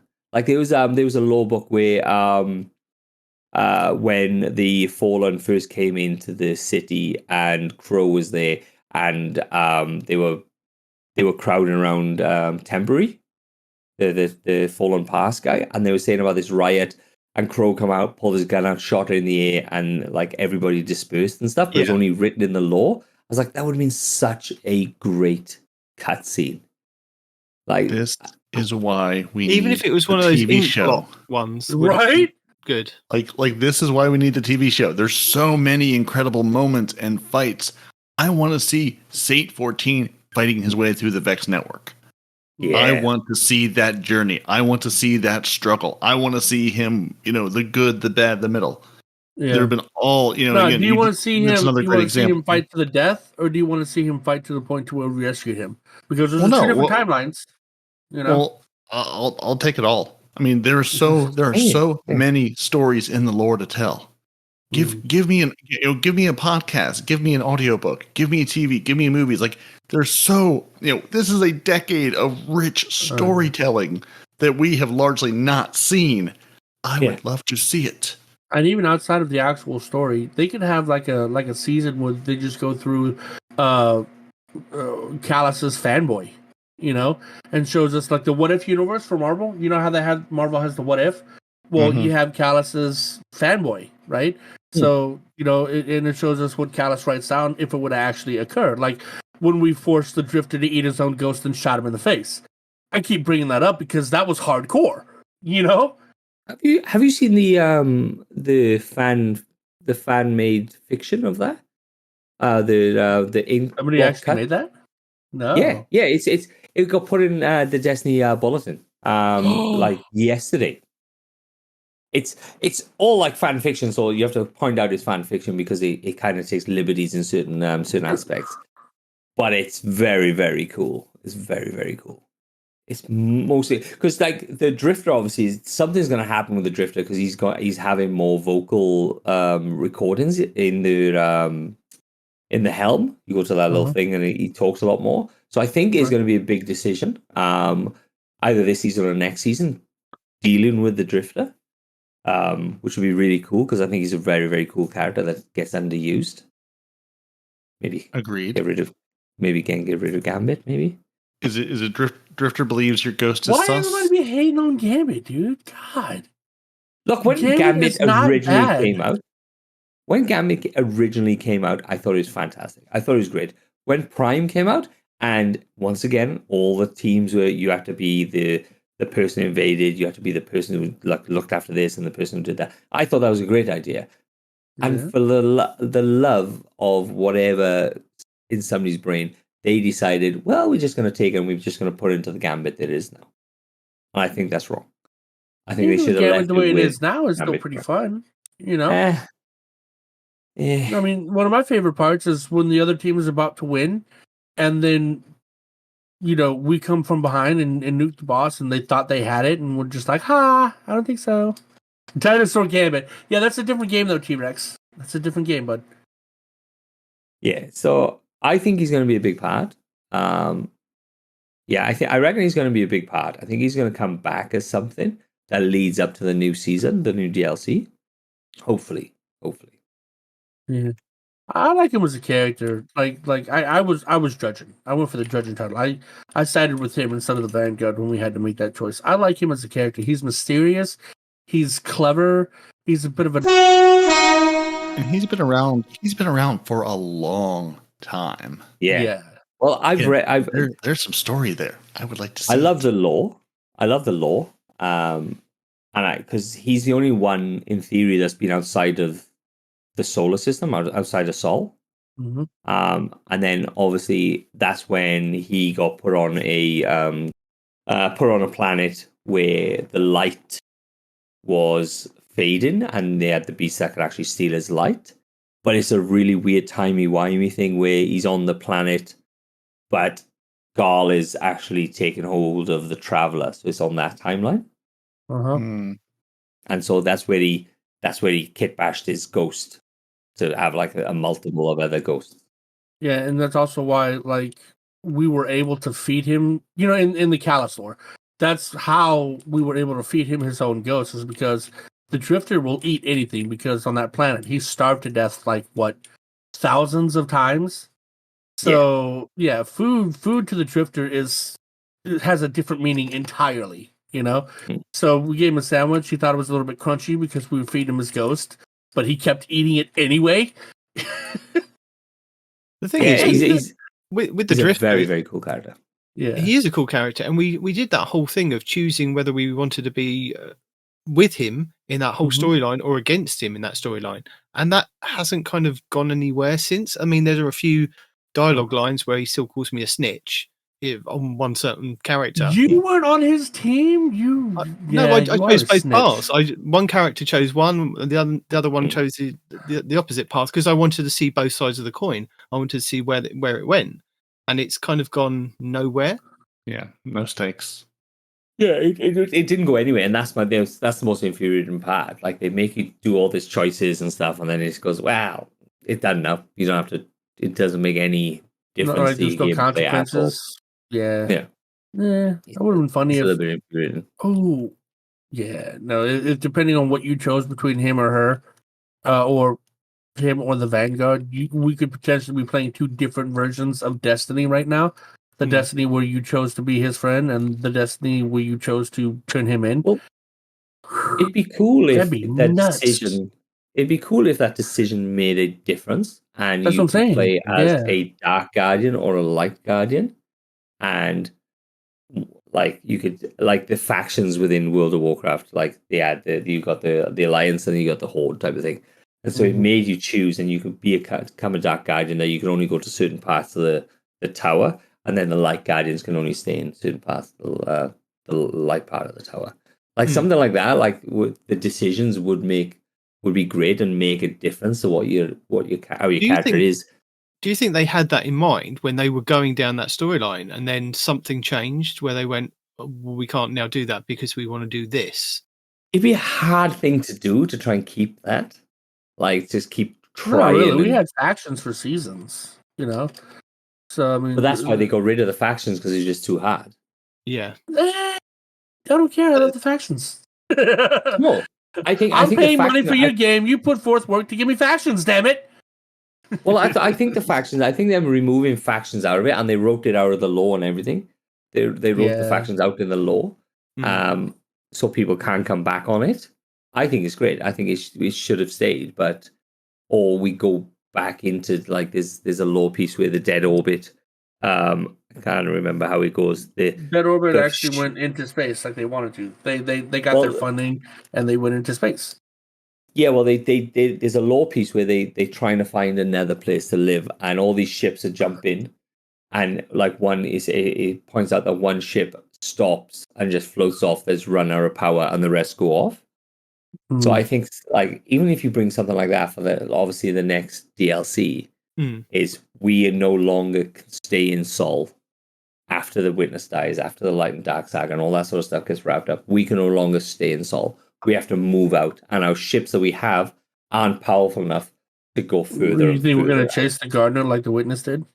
No, not the Gardener. The Veil, you mean? No. The Veil is another thing. Now that's the thing. But no, the Gardener, man. Freaking the Traveler is his name. Traveler. Look, I think it's going to be like a yin-yang-y thing. Like, I think that you can't have light without the dark. That's why we have darkness powers. And that's why we require the Veil as the winnower. And I think they're going to amalgamate a final shape circle with all the bumps around there and look like a sun. And that's where it's going to be. And then we are just going to be stuck with the light and dark powers. Yeah. So there's not going to be any chasing. It's just going to be... But then why would we leave Sol then? We have to have a reason to leave. Because there's a bigger bad out there. There's always a bigger bad to chase. And it would be nice to go out and find that. It would be nice to have the factions back. It would be nice to have consequences of the choices that you make in the story. And I think if Bungie do that, I think there would be a lot of people on board for that. I think they would meet the goal of them being that MMO RPG they're always crying about. Yeah. So yeah. Why? And then that just causes issues, doesn't it? With like they then have to create two lots of story or two lots of a timeline that either runs parallel or they go off, but it's two lots of resources on one thing. Whereas at the moment they can just put everything into the one, and we're all going down the same path. That's why it causes a lot of issues, isn't it?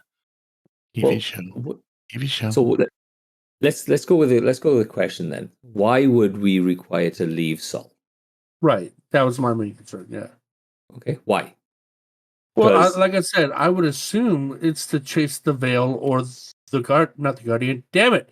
I think that story's done. I think Sev's right. That story will be done at the final shape. It's always a bigger bad. There's always got to be something, or we need to move out of Sol. So we don't know of anything else in the lore. Why do we need to move out of Sol? Why do we need to move out of Sol? Because the tower gets destroyed. Well, the tower gets destroyed. And we're forced out by the humans. The humans don't want us there. No, the tower gets destroyed. So there's no way we can survive in the area. Just say the galaxy, all of like the Sol as we know it. So Titan and all them places all get destroyed, all gets wiped off the map. So we have to move to another place.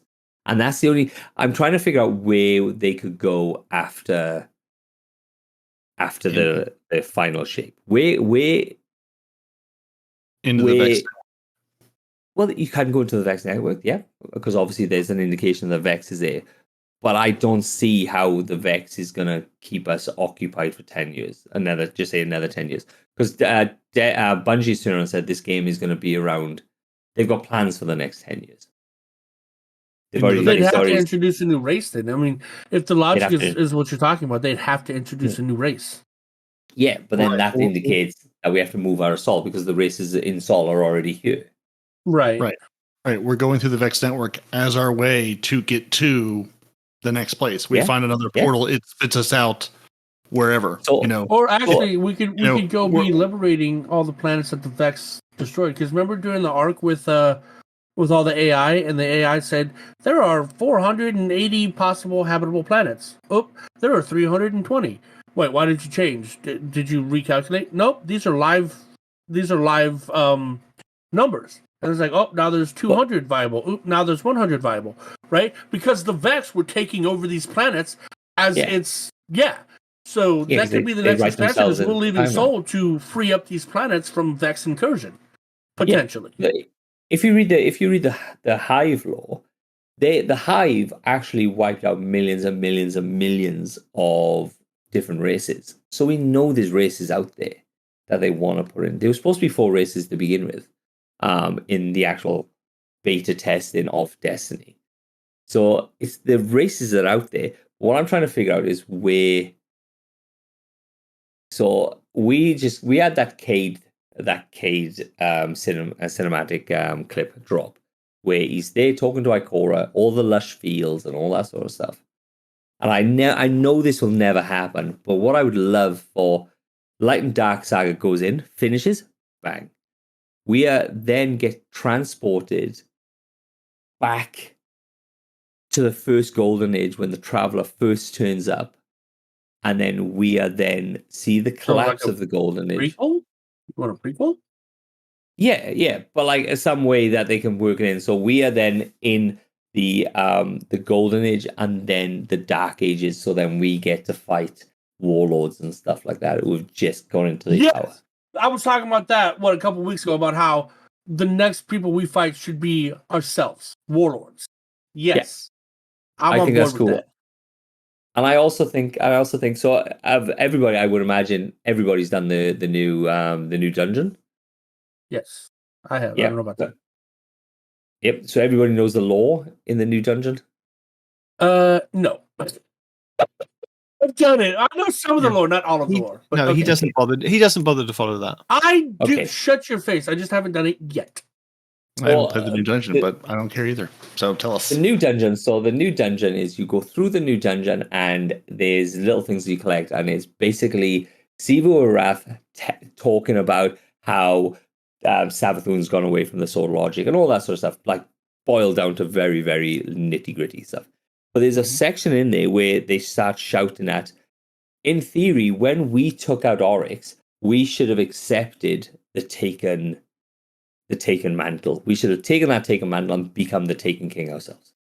That's boiled down. Was that transferable? Hold up. Wait a minute. Yeah. Well, in theory, you know this, though. This is Destiny 1 lore. Yeah. But what should have happened is Sloane we should have powered Sloane up, and then to fight the Witness, she should have taken on the Taken and become the Taken King. But on our side to fight the Witness, because the Witness has the Taken, and so does Sivu Arath.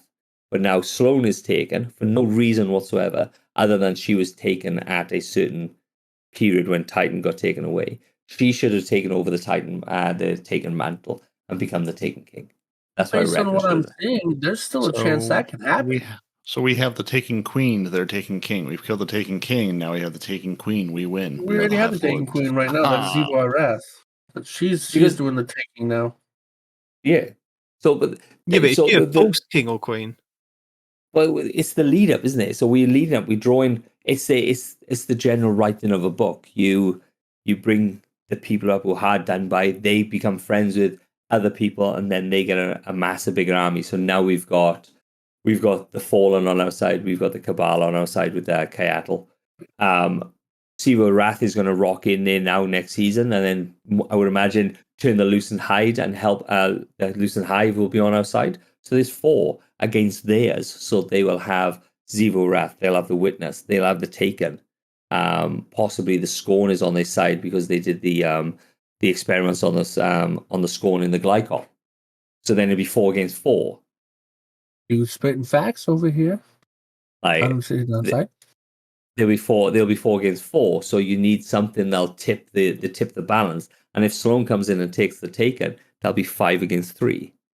Mm-hmm. So then that means we can fight the Witness in better odds as such. Yeah, there's that whole the witness is an amalgamation of millions of beings that nobody's really addressing either. You know what I'm saying? It's like the witness isn't a single entity. He's an amalgamation of an entire race. Yeah, You know, but that cutscene is in the wrong place, though. That cutscene is just it's been placed in a really weird place in Season of the Deep, where in theory it should have been placed in Lightfall, somewhere in Lightfall, to make it seem reasonable why we're hunting the witness in the first place. But that's a different ballgame. That's a different story. And you lost me a little bit. Okay. Right. So I don't know how you guys are going. It's fine. I'm not going down. I'm not going down this road. Right. But I think something that we do need to address is the twat. No, do we? I guess we don't have to. We've got our guests, you see. So I thought you guys were just talking, and I'm enjoying it. I didn't want you to be upset that we didn't actually cover the material today that we normally cover. We can still cover the material. All right, I just didn't know if our guests wanted to stick around for that material or not. It is 2:00 in the morning. I am going to bow out. I've come in here and I've destroyed everybody's views on hunters and all that sort of stuff. You haven't touched anybody's views on hunters, sir. Go Team Warlock. Team Warlock. Go Team Warlock. But I'm gonna bow out and go to bed. I do apologize, guys. But thank you for having me on. No, don't apologize, dude. You've hung out for definitely a while. Before you go, give us all your information again. So it was lovely to have you, and thank you. Yeah, where can people find you? I've been asking you where to find you. I've been hunting links down to put in the show notes. But tell the good people if they're like, we would like to hear some more lore from this lovely Australian man, or watch him make things, or check out his podcast. Or watch him play D&D, or watch him make ghosts. And yes, I know you're from Wales. You're not an Australian man, but you're a man in Australia, so thus Australian man. Just to clarify. I don't know whether I'm going to plug. I do 2 podcasts. Okay, I do the Relax Guardians podcast, where we just generally talk lore and just general stuff. I also do the Season of the Redacted podcast, where that is what? Sorry, Ted. I do the Season of the Redacted podcast, where it's a D&D play Destiny podcast. You can also find me on Season of the Redacted on TikTok, where I make ghosts live, and you can find me on Twitter on 58sevs, 58_sevs, I think it is. And to be clear, right, because you touched on it earlier, but to be clear, you make ghosts, and you said you give some away. But if people are so inclined, they could also purchase some of the ghosts that you make, right? Yep. So you can, I usually just give them away just for the fun of it. But if you want to purchase one, I will make most of the ghosts. I have to design them and all that sort of stuff, and I will sell them. So I've sold 3 or 4 Sagiras. I give Sundance away. The other day, I've sold a few Taken ghosts that again modified. I got a constrictor shell that I'm actually selling at the moment. So if you want to contact me, DM me on Sevs, or DM me on Twitter, or DM me on the podcast, however you want to do it. Contact me in your guys' whatever Discord. I'm around. Have a conversation, and we can go from there. Nice. Well, I'm going to say well done with the ghosts. I'm very impressed. I have watched your stream every now and again, and I think what you do is really cool. And thanks for hanging out with us on the show. And thanks for the lore. That was, a good 45 hour of lore? That's not bad, man. Our fans love lore, but they just haven't had their lore fix in a while. So much appreciated. And we'll let you get to it, man. Thanks a lot for taking the time. Thank you, man. Thanks. I appreciate everything you guys do. All right. I'm out, guys. I love you. Bye. Deuces. Bye. Now, Strand rocket launcher. Eh? Oh, eh? No? Eh? Yeah. You haven't read the TWAB, have you? I've read the TWAB. I have read this week. I have read This Week in Destiny for the 13th of July, 2023. Written by Sam. Can I read you This Week at Bungie for the 14th of July, 2022? There's no This Week at Bungie, sir. Is There- is it a copy and paste of the 7/13 You'd 2023 edition? You would think this week at Bungie, we are getting ready for Solstice. Hello, everybody, and welcome back to another edition of This Week at Bungie. Right now, Iron Banner is going strong. Check. We had Rift last year, but Fortress, it's a new game mode. But, they say, if you haven't heard yet, that this season's Iron Banner has been shaken up with not only by a new mode, but several other updates to the event, from earning reputation and pinnacle rewards, even to the new Iron Lord title, which is still available now. So there you go. And then, speaking of Iron Lord, this is the last Iron Banner of the season, which it is. We're in the same week. And then we have Solstice. Is this from last year? Yep. So, in previous events, it's been Solstice of Heroes. And because it was Solstice of Heroes, it was the end of the summer event where we had Solstice and we had the kind of moments of triumph. So last year was I believe it was the first time they dropped the of Heroes, and it's now just been rebranded as Solstice. And last year it kicked off on July 19th, this year, July 18th. So only an extra day. Same kind of a deal about it. It's like there's a new place to go and play in if you're new to Destiny. If you've been around for a while, it's the same place. It's the EAZ, which is the European Aerial Zone, which it started off. I was listening to a couple of other podcasts this week.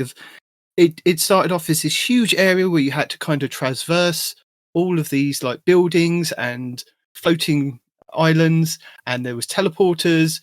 And then last year they really kind of restricted it down to kind of the main area. They blocked off doorways and things. You couldn't go in through the buildings and that.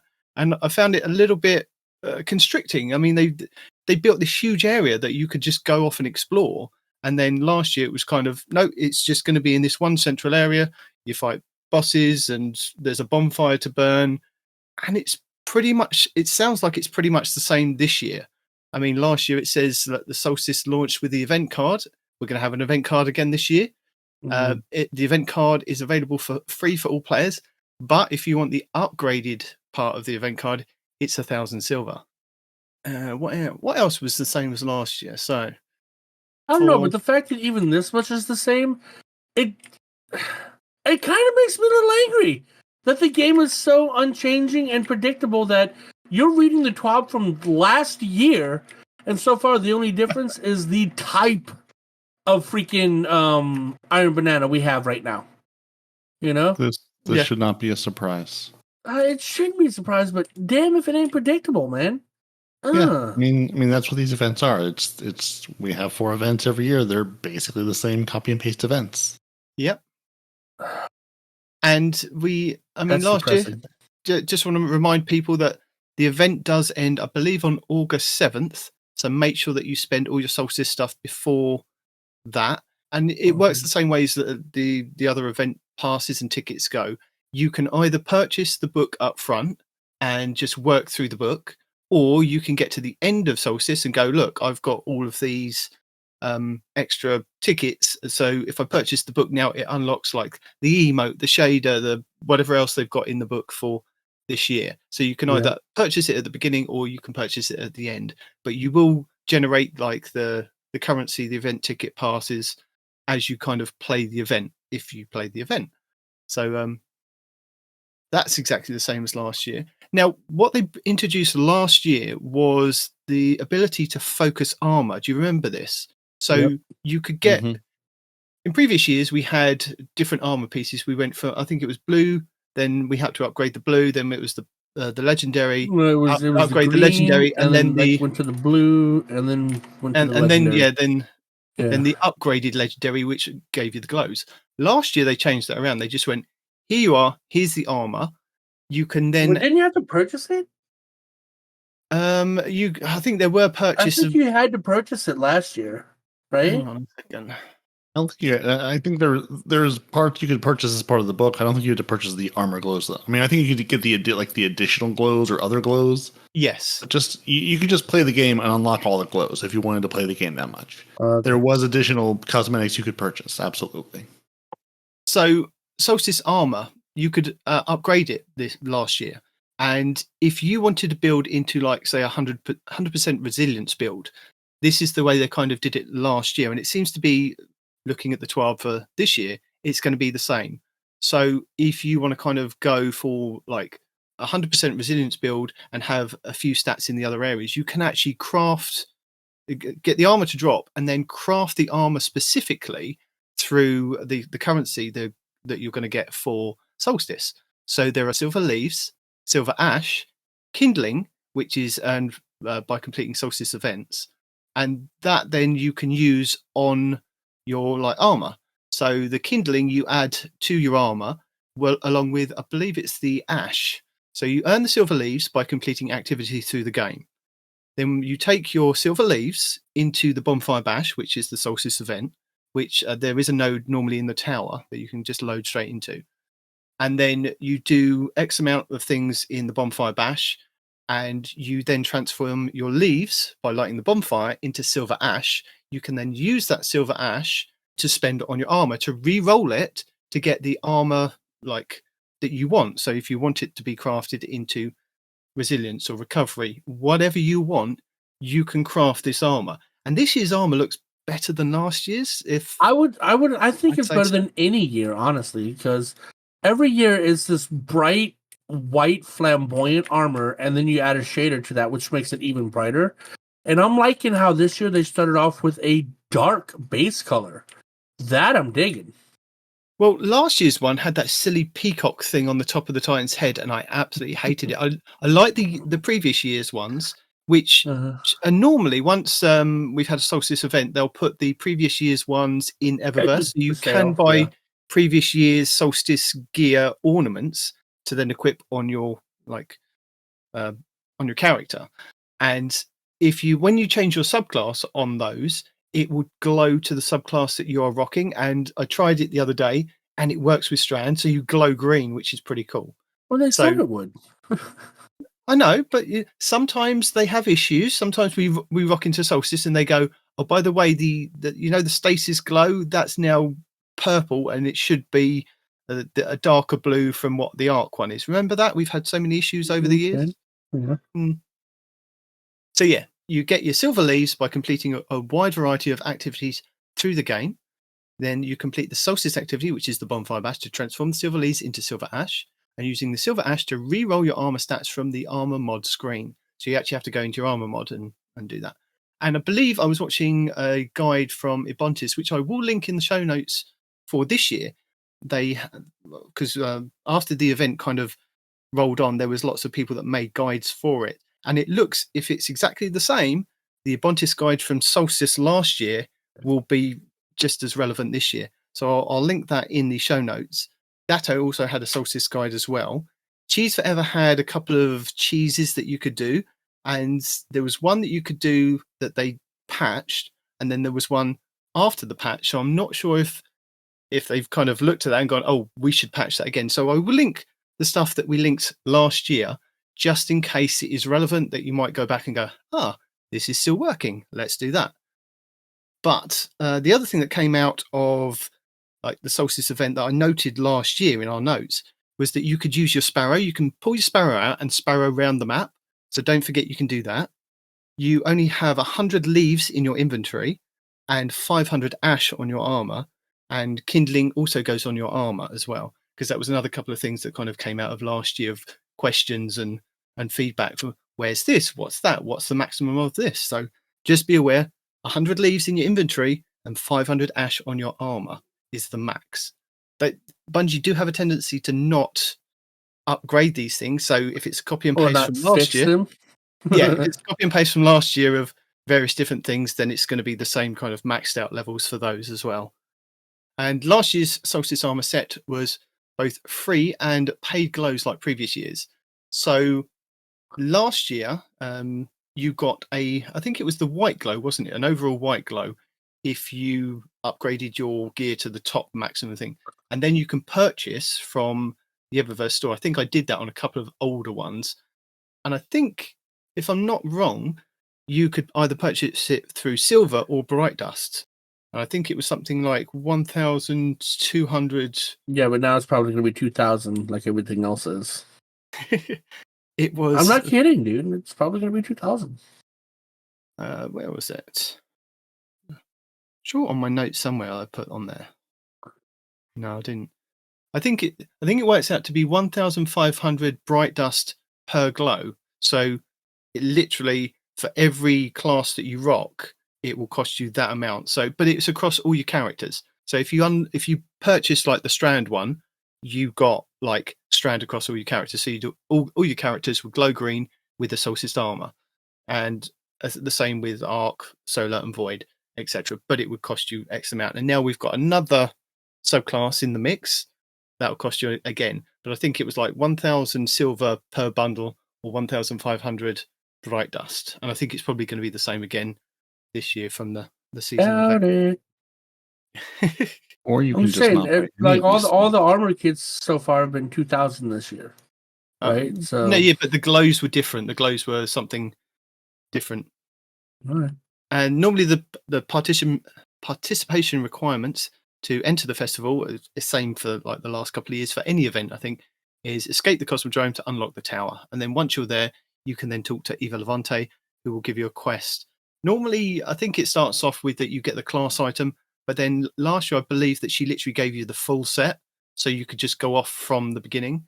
And when I was looking back on the Abontis video from last year, there was a lot of Reddit posts going, you need to wear the full set and to get the silver leaves to drop. And it turns out you only needed one piece of armor to actually generate the silver leaves. If you wore like the full set or a couple of pieces, it only gave you like plus 1 or 2 extra of the leaves. So it wasn't worth it. It was kind of people just putting on the class item and just rocking into whatever activity they wanted, generating those and then coming back into the bonfire bash. What does it tell us this year, Peroty? Is there any difference that I'm kind of missing? Well, first off, there's going to be a couple of buffs that they're going to have. The Firebound buff is only available in the Bonfire Bash. When you get close to a fire team member, you get increased recovery and super regen. Hello. Also Flare. The buff is available in Bonfire Bash and the Vanguard Ops playlist. Where rapidly defeating combatants unleash waves of paracausal fire around you, dealing damage to nearby combatants. Nice. Upgrading your soldier, armor, same thing. Silver leaves. You can earn silver leaves by completing activities throughout the game. The silver ash, you take your leaves and transform them into ash by competing in the Bonfire Bash activity. You can also spend your silver ash to reroll armor stats from the armor mod screen. So you can reroll your armor with the silver ash, and the kindling, you earn it by completing the Solstice event challenges. So that's a challenge-only currency. Complete challenges get kindling, and you spend the kindling to upgrade your armor's stat roll potential. Each piece of armor can be upgraded 3 times for 3 tiers. Say that again. That's an important part. Each piece of armor can be upgraded 3 times for 3 tiers, and you can spend kindling to upgrade your armor stat roll potential. Right. Will I generate more tiers if I spend a lot of time in Solstice though?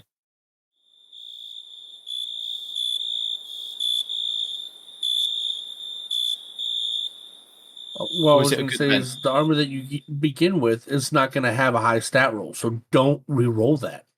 Get to the highest tier armor first. No, you have to go through you have to go through the different tiers to get to the highest stat roll. That's what I'm saying. No, but you have to spend the currency to re-roll it each start or get to the higher tier. So you still have to spend the currency to get to it. Right, but I'd rather spend the currency in upgrading and then spend the currency to re-roll something that's not going to give me a very high roll. So remember, you only need to do this once per armor slot. So every time you upgrade a piece of Solstice armor, it's permanent and shared across all the Solstice pieces in that armor slot. Oh. So for instance, if you upgrade your helmet all the way to tier 3, every Solstice helmet currently in your inventory and any future Solstice helmets that you earn for that class will now also have access to the tier 3 stat rerolls. So basically, you're doing this once per class. Once you've done it, it gives you every other Solstice piece of armor has that tier 3 unlocked. So if you did it last year, does that mean you don't have to fiddle with it this year? No, because that was a different armor set. Yeah, different. That's a different armor set entirely. So no, you have no armor set from last year. For this year, you don't have the sweet new Solstice armor that they show off, which is very gold and very glowy. Just like you don't have the new Strand, the first ever Strand rocket launcher. So no, you can do nothing with that because you don't have it. So you can survive the blast just to be suspended and then die. It's very sad. That's just a legendary, right? Yeah, they're just legendaries in the Solstices, aren't they? We don't get exotics from Solstice, correct? Not the rocket launcher, no. No. Okay. There's Bungie Giving Day, which we're not talking about because it'll be over by the time you hear this. They do mention the mid-season patch, which now that we're sitting here today at 38 days left in the season, still talking about the mid-season patches and updates. So it is not quite time for the mid-season update coming on the 18th of July. So it is coming this basically as you hear this tomorrow. So it is coming July 18th as our quote mid-season patch with about a month left in the season. So as soon as Solstice goes live, we're going to have downtime, and so don't expect to be playing Solstice straight away because we've had a couple of weeks where it's been fine, where you can kind of log in literally at reset and you can go off and do your things. But then we've had a couple of that have gone a little bit longer, haven't they? They found bugs or they've gone, we've got to turn it back off again. So just be aware that the game could be down for a few hours around reset on Tuesday. It is going to be down for a few hours. It's always down for a few hours. You guys that I see complaining, it's still down, it's still down. It's always down. You cannot immediately jump back in the game. Stop freaking trying, man. And for bonus points, if you go back and look at whatever was broken out of the gate last year for Solstice, it will probably be broken out of the gate this year for Solstice. So if you want to go back and do your homework and figure out what that bug is, it'll probably be here again. Yeah, I didn't write it down. But what I can tell you is that the something new hand cannon, which was the weapon that we got last year, will be back again this year with the Dreamwork perk, which is once per reload, assists and assisted final blows partially refill the magazine from reserves, potentially overflowing the magazine. Now that was broken and that had to be patched about 3 times. I don't think that that's going to be broken on the rocket launcher when we finally get that, but apparently it will come with the origin trait. It has been like data mined. And the other thing was the Compass Rose, which was the shotgun that we got in, because that one was kinetic, I believe. Or was it? Was that one a solar? No, that one was a stasis hand cannon. Sorry. So that was a stasis hand cannon, and then we had the Compass Rose, which was the shotgun, and that was a solar shotgun. Yeah, solar shotgun. And again, that came with the Dreamwork perk on there as well. So hand cannon, shotgun, and rocket launcher as weapons. But it looks like that they've kind of combined some of those buffs that we've had in previous years, where we had solar element, void element, and arc element, and then I think they kind of came unstuck when they throw in the stasis, because we were like, oh, we're going to get a stasis one, and then nothing kind of came. So it sounds like it'd just be the same kind of thing of like, that's what we're going to get. We did get some really cool kind of shaders and things. There was the pomegranate gloss. We had some emotes, which were flag on the play, paperwork, breathe in, silly handshake, flick of the wrist, and hip bump from 2019. And there was exotic ships and ghosts. So we had the shaded shell, the jubilant shell, and the buoyant shell, and the micro mini sparrow. Do you remember this? This was the still use it. Still I was going to say somebody still uses it. Never taken it off.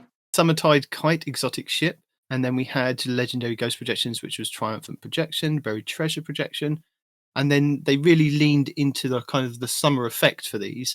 We ended up having like a crab projection, a beach ball projection, palm trees, and then it just kind of snowballed after that. I think we ended up having like we had a seashell kind of ghost. We had a blow up shark ghost. There was ones with funny hats on them. So yeah, it's really cool with some of the stuff that is available in Eververse. So normally when we have an event like the Solstice, don't forget most of the stuff will be available in Eververse. Sometimes they don't come back each year because we only have like 3 weeks, but they do try and rotate them. So if you see something in Eververse you like, try and pick it up with your Bright Dust or your Purchase Some Silver. We will do like our weekly videos on the Eververse, so to make sure that you know what's coming up.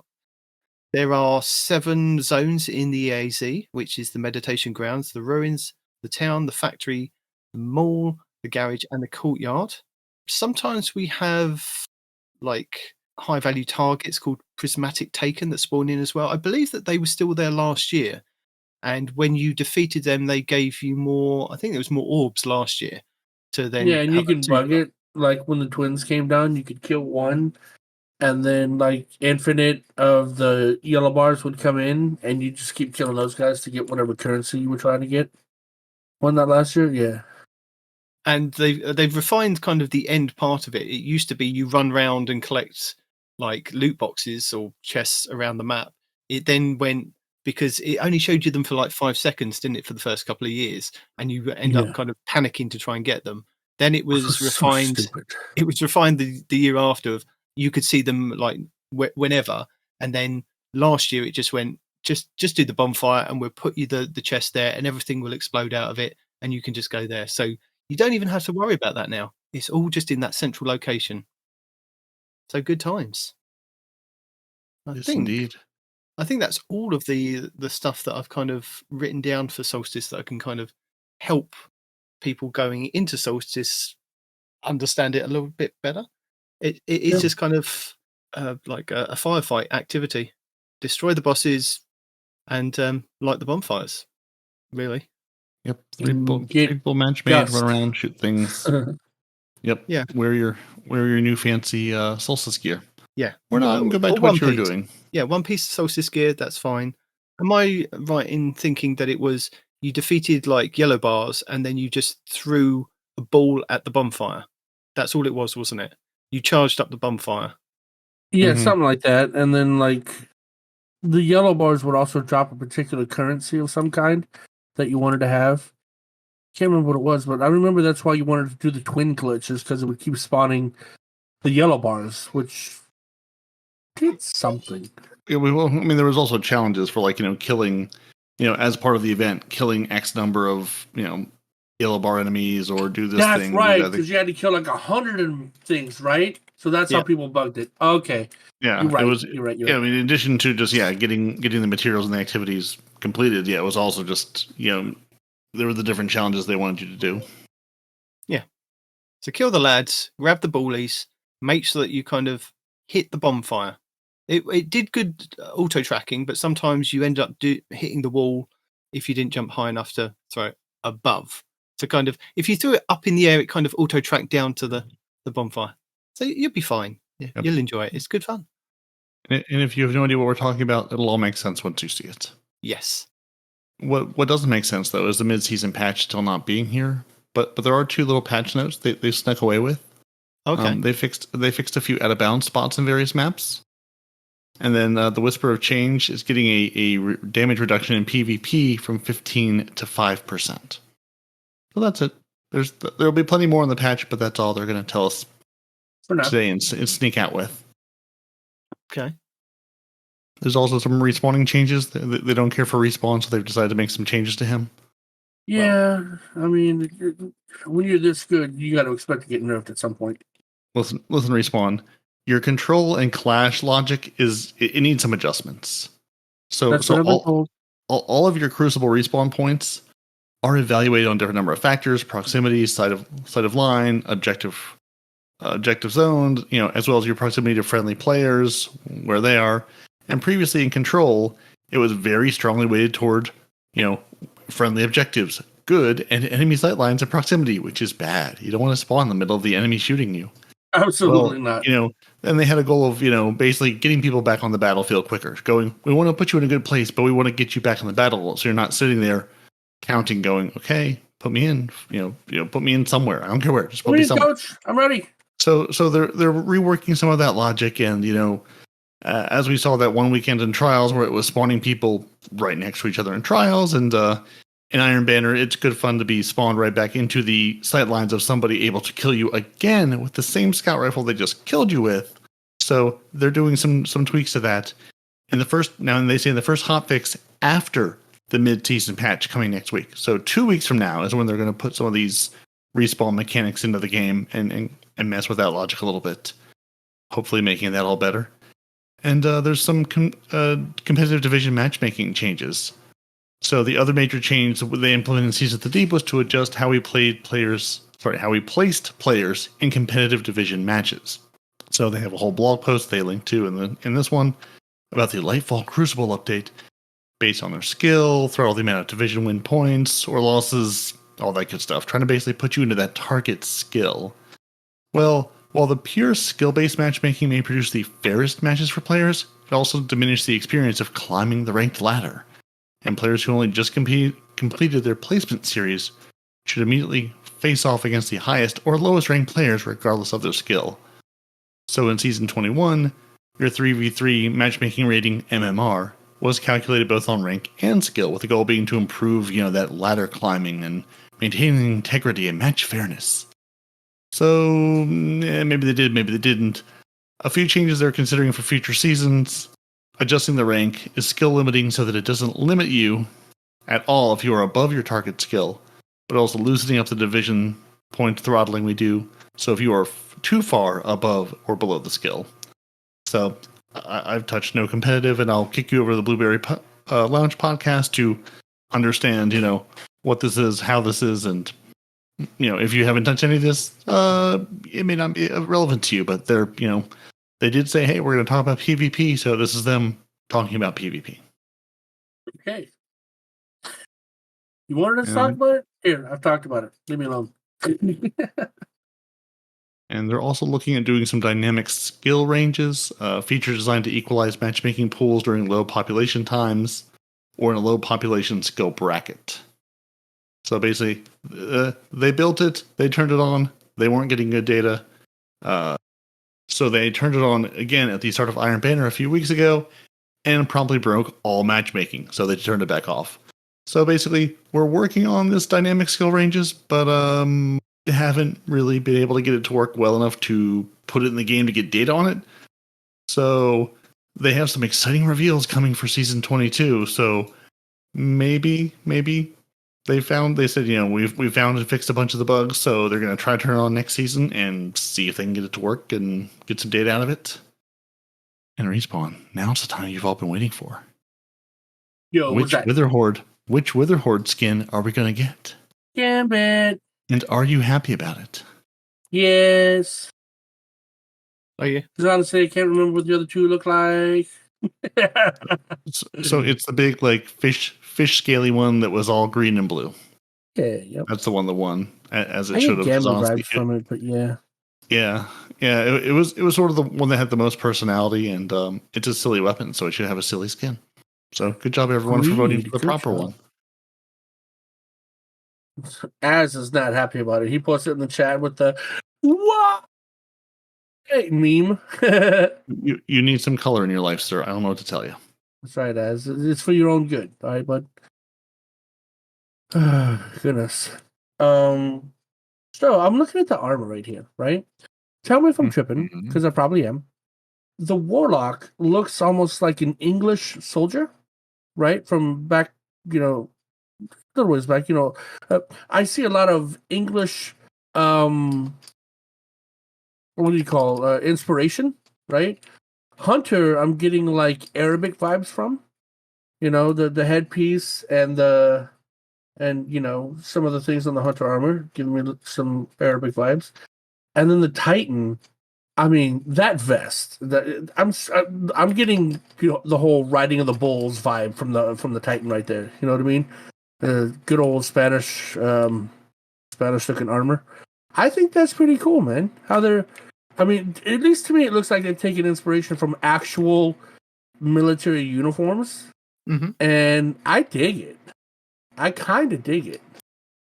Anybody else getting like those vibes, or is it just me? All right, thanks.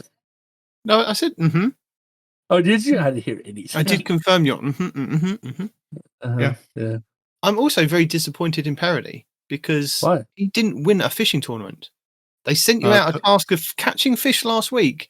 Because I didn't compete in the fishing tournament. Well, I'm very upset that you didn't. Oh. But there were winners. There were winners. None of them were us or anybody that we know. So no. But well done to you if you spent a lot of time there fishing and got a lot of fish. 658, 660 points. That's a lot of fish. Is it? Wow. It doesn't sound like a lot of points, but For an that's a lot hour. of fish. For an hour, I guess. Yeah, for an hour of For fishing. an hour?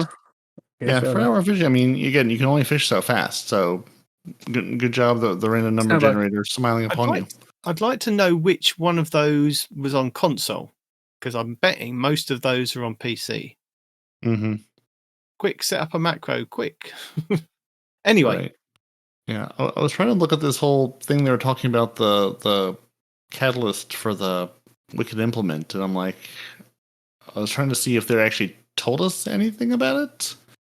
I don't have the weapon for the catalyst, so the catalyst is available from deep dives, and I did hear on like a YouTube video saying that it's a guarantee from the deep dive level 7.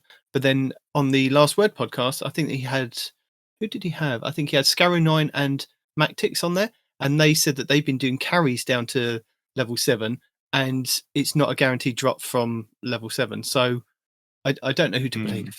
Some people say it's guaranteed, but some people are saying that you can get it from like the tier 5 chest, tier 6, but it was meant to be guaranteed from the tier 7. Maybe it was meant to be guaranteed from tier 7, and it's not being guaranteed. And a lot of people have kind of said it's still a meh weapon. So, but it's one I'm going to get, one I've got, and I'm just going to hold on to it until it seems to be a good one to use with stasis. Yeah. So yeah, I mean, it seems like that there may be a time where it becomes, they basically talk about with the catalyst, they want to facilitate you getting your rhythm with precision hit, refilling the magazine when collecting charge. So if you're running stasis, you'll rarely have to reload. So it seems like there's a potential there somewhere, and maybe with the next season, maybe it's something. Yeah, that was it. Something to do with the catalyst gives you, when you hit precision hits, it gives you a extra in your magazine, but it only gives you like +1 in your magazine, so it's not even worth. It's not even worth it in the catalyst, basically. So that's what I think a lot of people were saying. It's a bit meh for a catalyst, so you don't necessarily need it. It's for the. Are you talking about the new scout rifle? Scout. Yeah. Yep. Yeah, the Wicked Implement. Yeah, I keep seeing a lot of these main streamers and some off main streamers. Oh, this is the best thing ever. Oh, this one sucks. Is this a new meta? Don't get this trash. I'm just like, guys, what is it? Look, get it. You play with it yourself. Like I said before, if you enjoy that weapon, I can't open the damn door, man. I still can't. I've gone through the thing again, and I can't open the goddamn door. Run it with matchmaking, because clearly you're doing something wrong. I did when I was matchmaking this time. I will take you in there by your hand, and I will show you how to get it. I'd appreciate. Just not now. Well, Nitedemon will carry you. And I will tell you that there is no terrible poem writing from the player support team this week, but they do have some bugs, known issues to share. So we're going to start with emblem ownership. Starting with the launch of Seas of the Deep, emblem ownership values were updated. For security purposes, players who have emblems on their account who don't appear in collections can no longer equip those emblems, and players will no longer be able to see those emblems if they are still equipped. This really feels like, hey, remember that Trials emblem we all gave you that we didn't mean to all give you? Yeah, you can't use it now. So basically, if you had an emblem you didn't really earn, you're going to have to re-earn that emblem. Additionally, pre-orders and collectors edition specific emblems will be restricted to use on the platform where you own those licenses. So if you acquired one of the emblems on a platform but are now playing on a different platform, you must play on the original platform to use them emblems. So that we've just enlightened Respawn, maybe we've enlightened you and go, oh, that's why I can't use this pre-order thing over here because I bought it over there. Because I guess that's why I can't even see it. Because when you guys gave us that site that shows all the emblems that you own and all the emblems that you can get, right? Like I had a badass one that I got from the store back when I was on Xbox, and I can't find it in my collections. I can't redeem it. I can't do anything on PC. It just doesn't exist. And well, there we go. What security issue that addresses, I don't know, but probably a bug somewhere, and they were like, we have to patch a hole and breaks that. So players who have unlocked the emblems on their Bungie.net accounts and platforms are unaffected by this change. So yeah, if you're missing emblems like Respawn, that could be the reason why, starting with this season, they made that change. Which it would have been or I guess they do say reminder, so I guess they reminded us in the past, but here we are again. Known issues. We have more than 2 this week. So, as it's now very evident, due to an issue, we have temporarily disabled the utility Kickstart armor mod because it was giving you all the supers all the time. I don't care! The Child of the Old God aspect is not providing ability, energy, or health as expected. The defeating the unstoppable champions too quickly into the intro of the PSYOP Battleground Moon Nightfall can result in missing revive tokens, as well as the player earning a lower than expected reward tier still. The Altar of Reflections still may not be centered. Still. And some players are unable to acquire new Trials of Osiris rewards.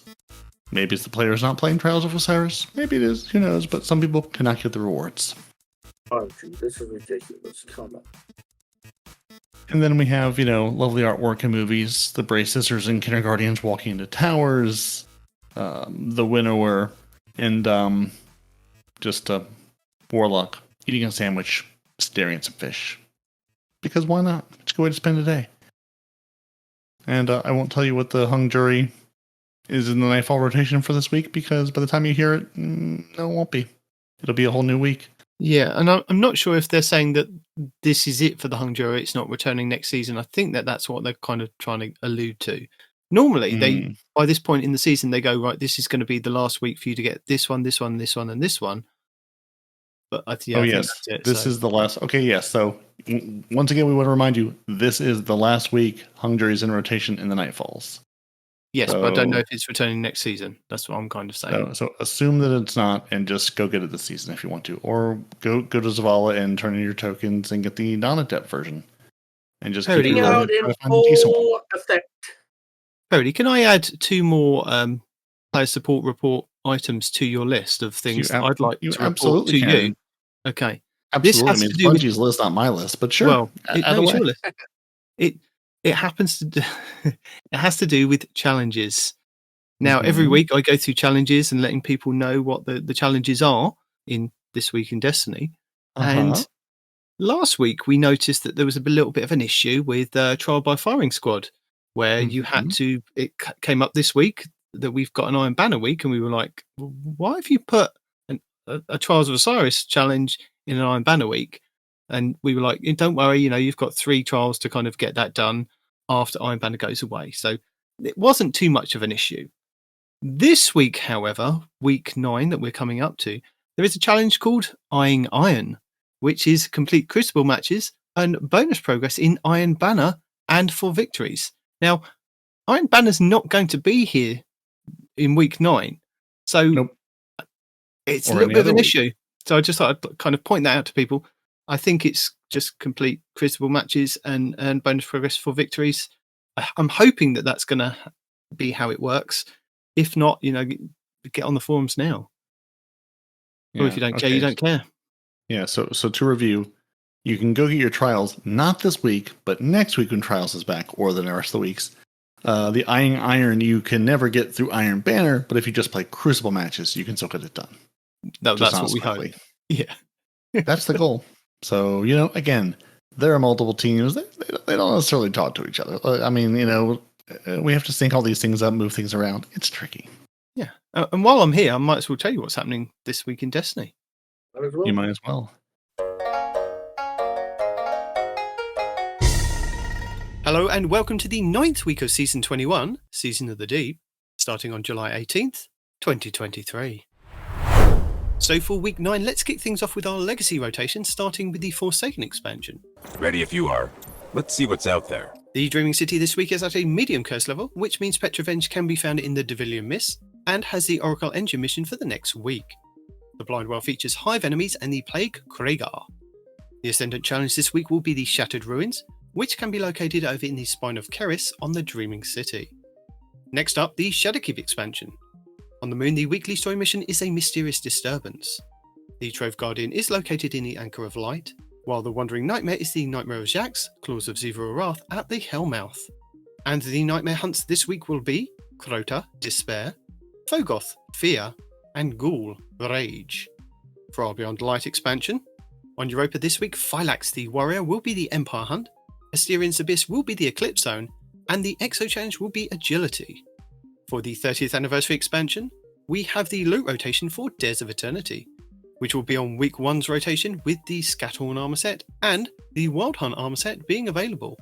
The weapons available this week will be the Arc Lightweight Frame Bow, Arsenic Bite 4B, the Arc Adaptive Frame Heavy Grenade Launcher, Blast 2, the Solar Precision Frame Linear Fusion Rifle, Corsair's Wrath, the Void Wave Frame Energy Grenade Launcher, Deafening Whisper, the Kinetic Adaptive Frame Hand Cannon, Dire Promise, the Kinetic Precision Frame Sidearm, Enigma's Draw, the Kinetic Lightweight Frame Submachine Gun, Escape Velocity, the Arc Adaptive Frame Pulse Rifle, Giant 7 Rifle, the Kinetic Precision Frame Submachine Gun, Friction Fire, the Void Precision Frame Scout Rifle, Royal Chase, the Kinetic Aggressive Frame Hand Cannon, True Prophecy, and the Solar Adaptive Frame Fusion Rifle, Timeline's Vertex.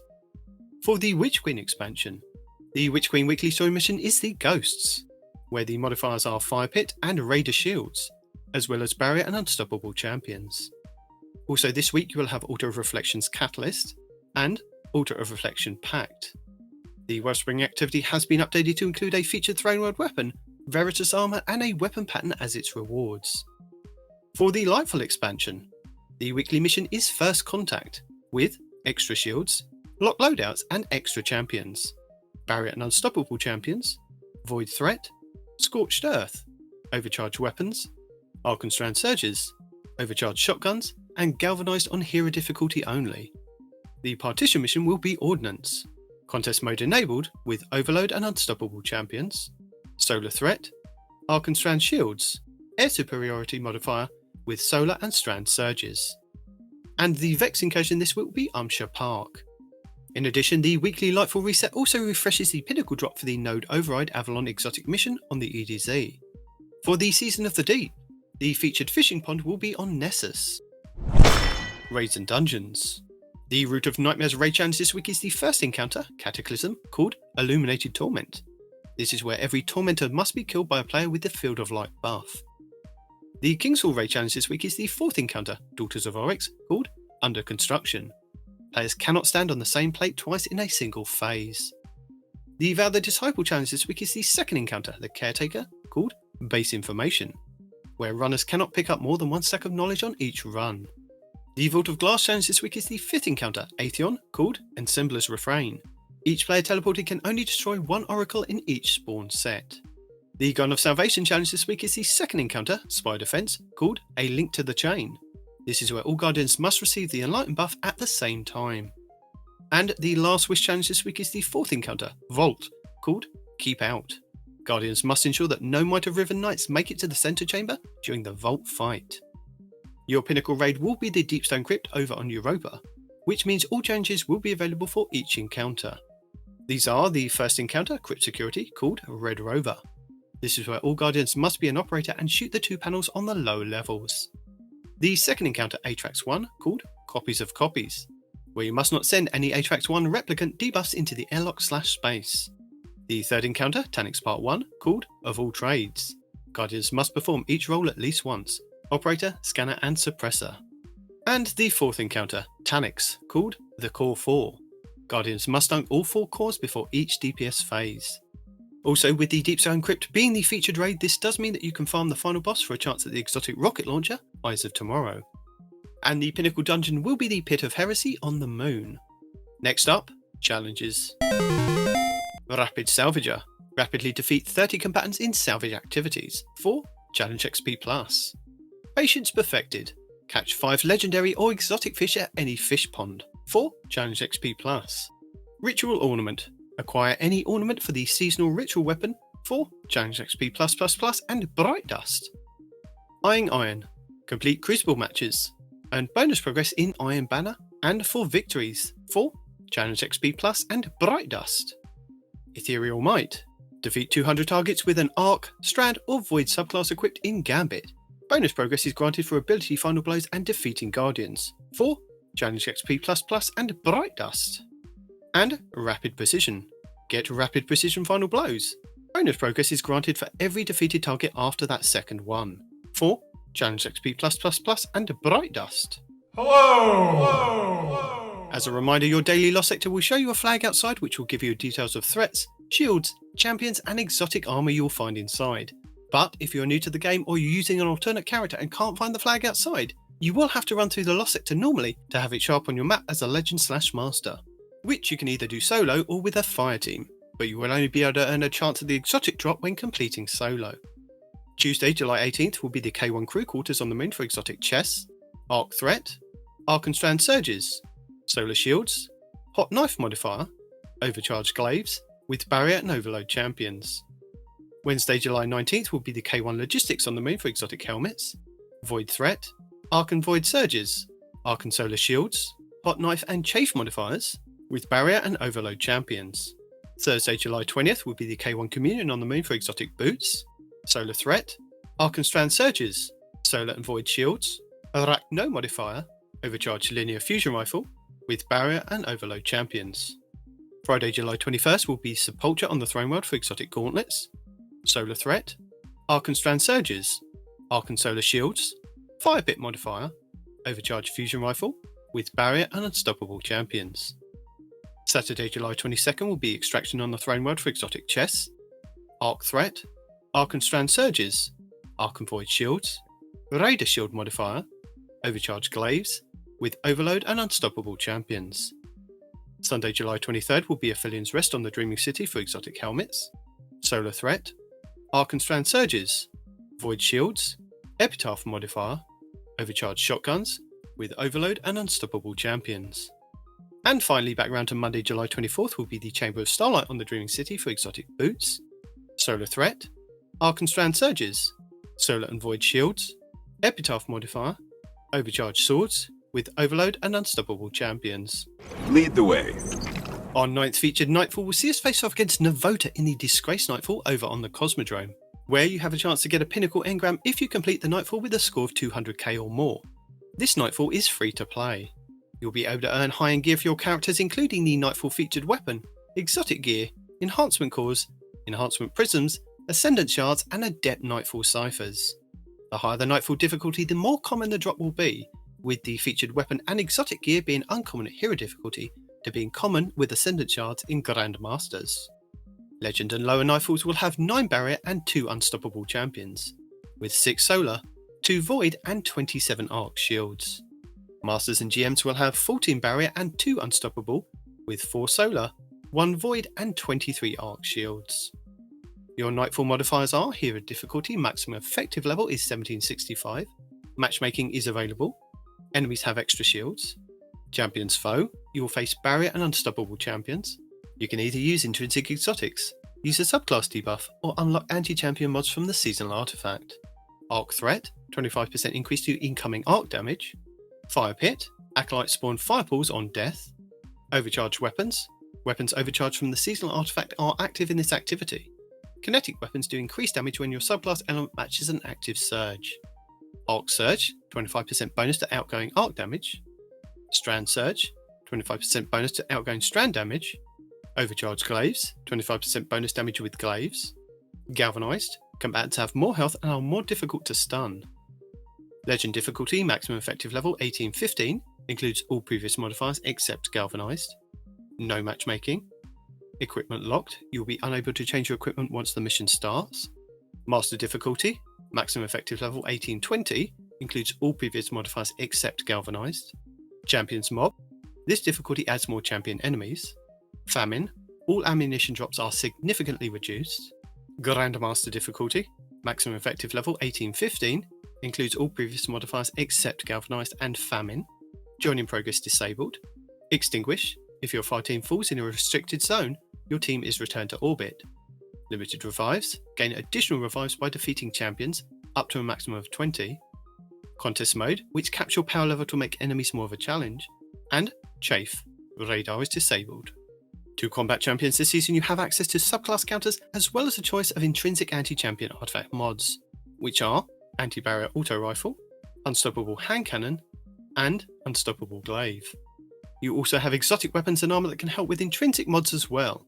For Anti-Barrier, the Kinetic Bow Wishender, the Kinetic Linear Fusion Rifle Arbalest, the Kinetic Pulse Rifle Revision 0, the Solar Energy Hand Cannon Ariana's Vow, the Solar Heavy Sword The Lament, and the Titan Gauntlet's Second Chance. which gain a second charge with your shield throw melee, which becomes shield piercing and stuns barrier champions.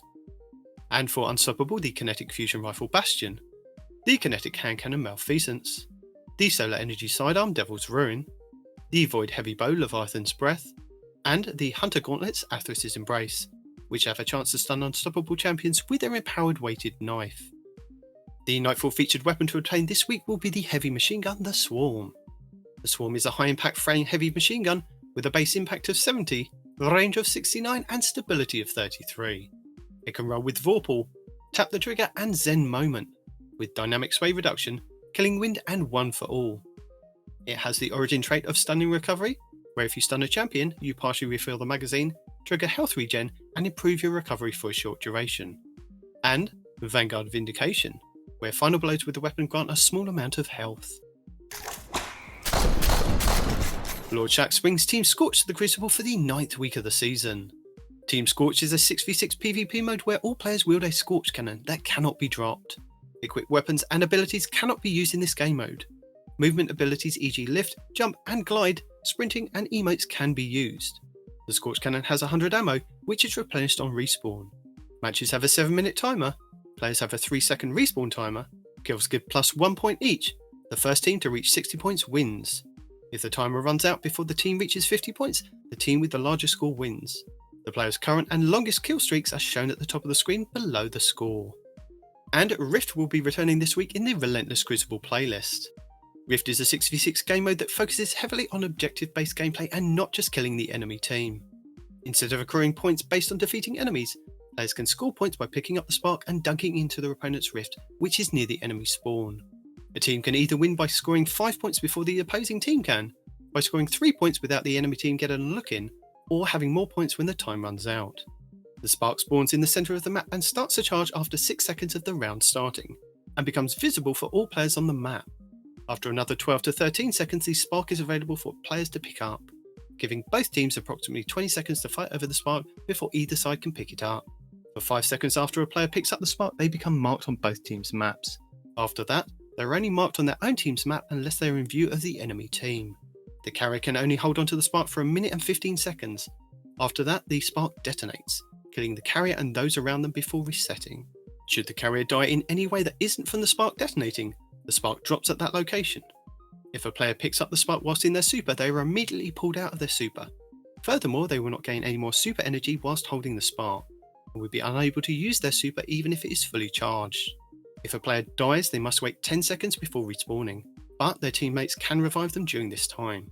This forces players to focus on teamwork to help push up on their enemies, but can also leave some players out of the game for an extended duration if their team can't or won't revive them. Delightful! Plus, Trials of Osiris Dominion will be back once again at the weekend with some new rewards for players who do make it to the lighthouse and open the chest.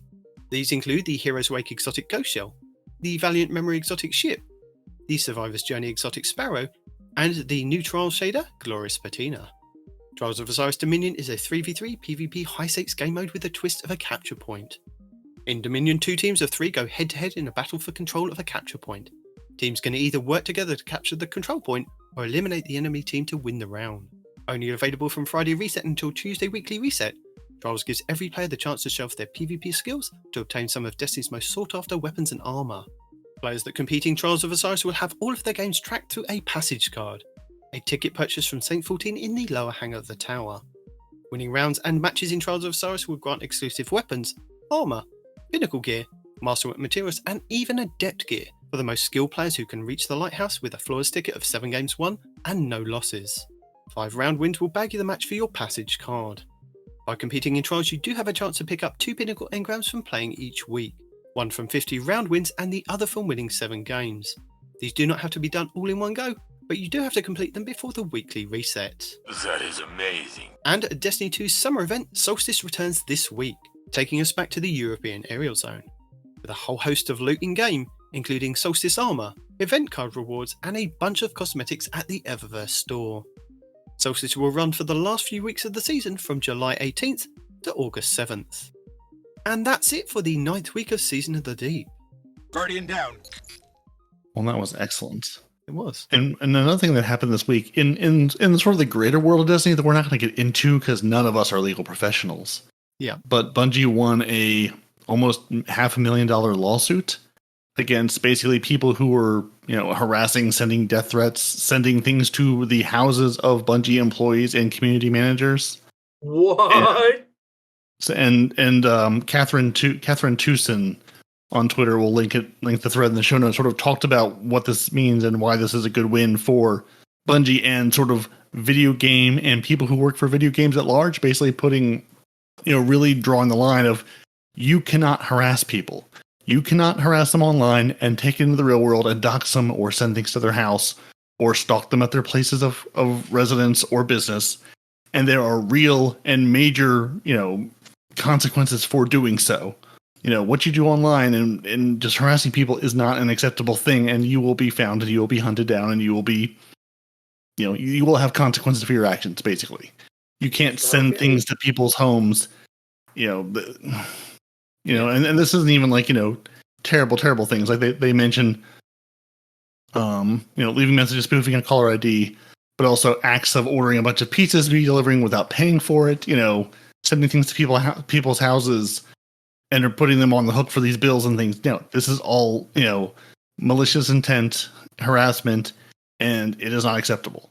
So they're saying this could really set a precedent in the US, at least, for if you're harassing people, there are real consequences for this. And, these, not just the individuals, but the companies behind them can go after you for big damages and big consequences. So be nice.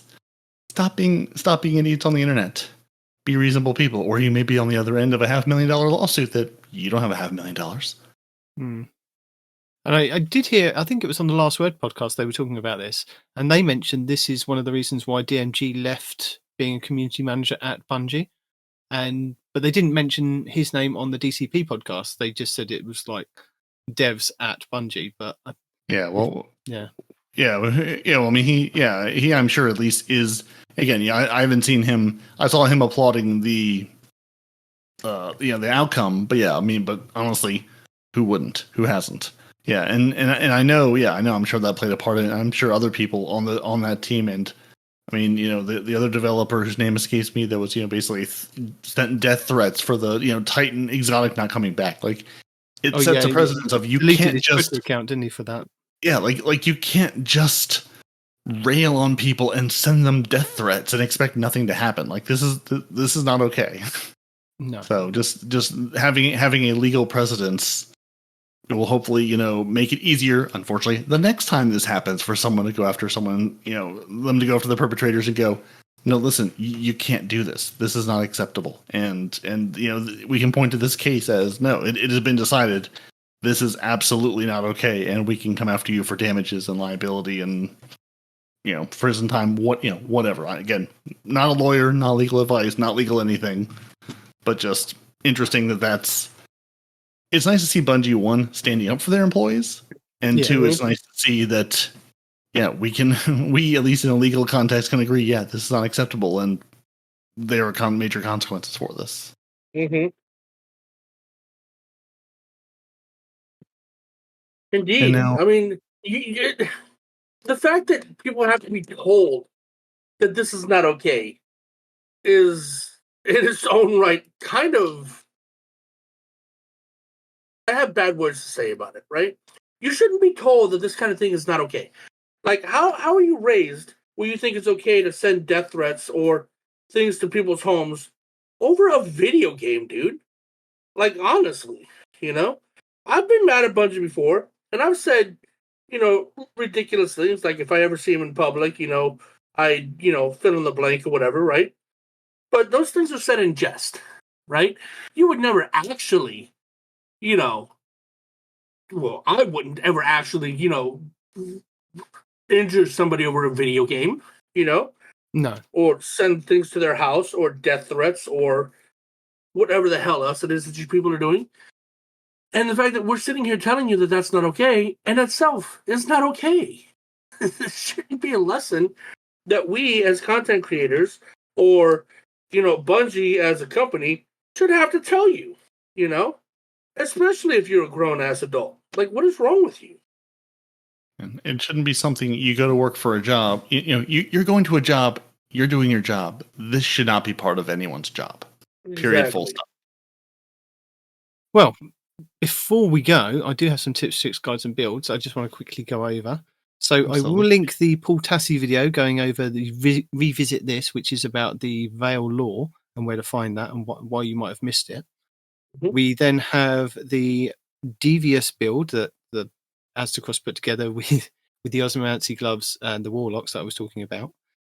There is a Ghosts of the Deep glitch that you can use to get a quicker revive, thanks to Cheese Forever. Or Cheese Forever's video. He does thank whoever it was that contacted him to let him know about it. The Prophecy Dungeon. Time Solstice Gaming has done an updated guide for 2023. If this is a dungeon that you kind of want to have a go at, he's got an updated guide for you for that. If you've got millions, and I'm literally millions of Randy's throwing knives being thrown at you from playing Iron Banner and Crucible, Cool Guy has the top 10 Randy's throwing knife rolls that to be looking out for. And then we have Froggy618157725 shows you how to use the navigator, which is the trace rifle, isn't it? The stasis trace rifle to create the little orbs, and how to do flying with that. So how you can use that and do grapple flying. So if you want to do some flying, Froggy's got a guide for you for that.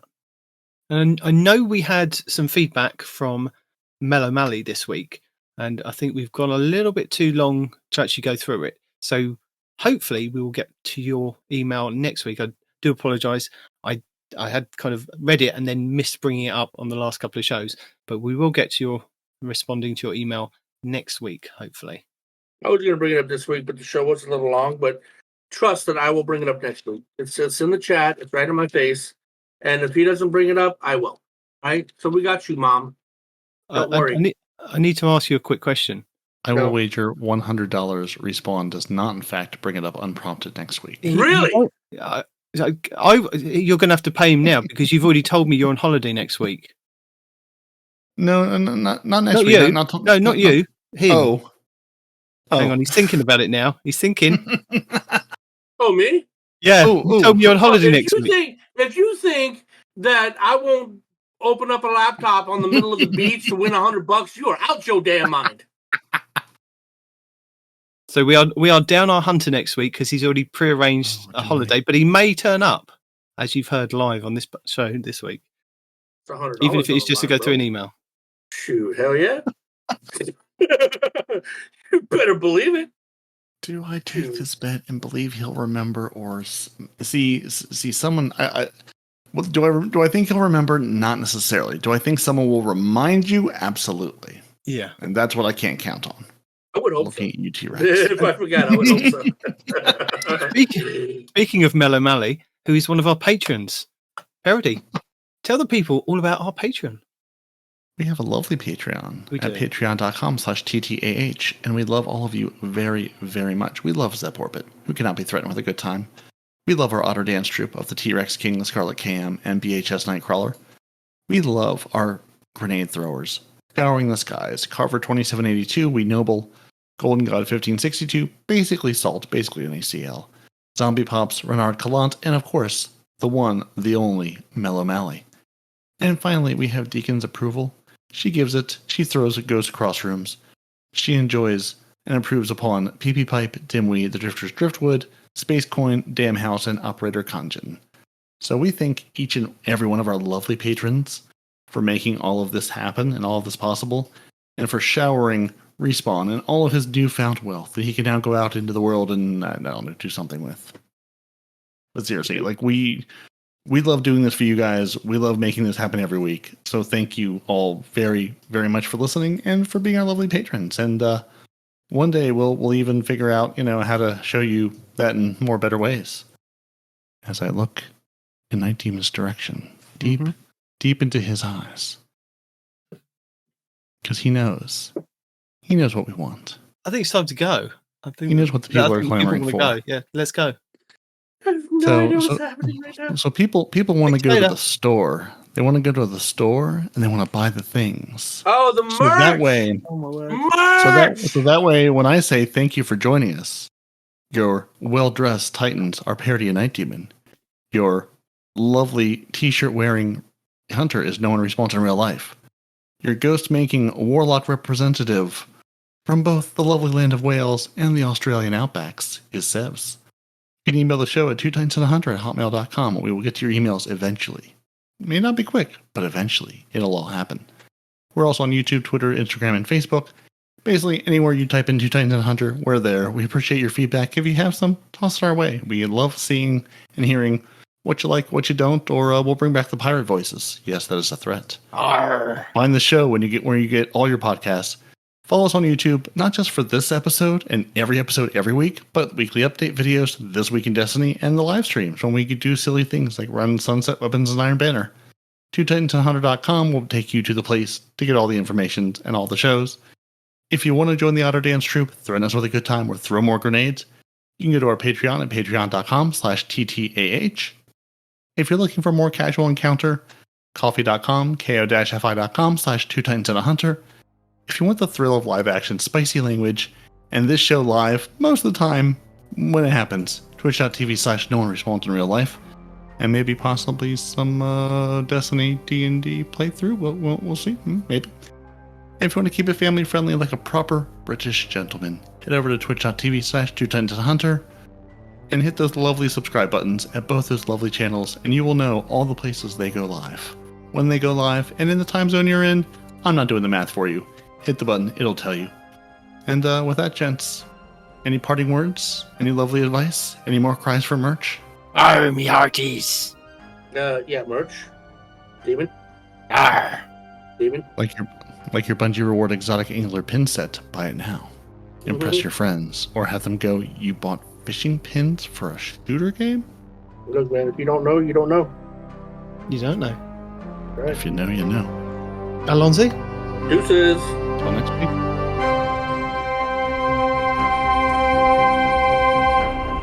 Two Titans and a Hunter, a Destiny 2 podcast.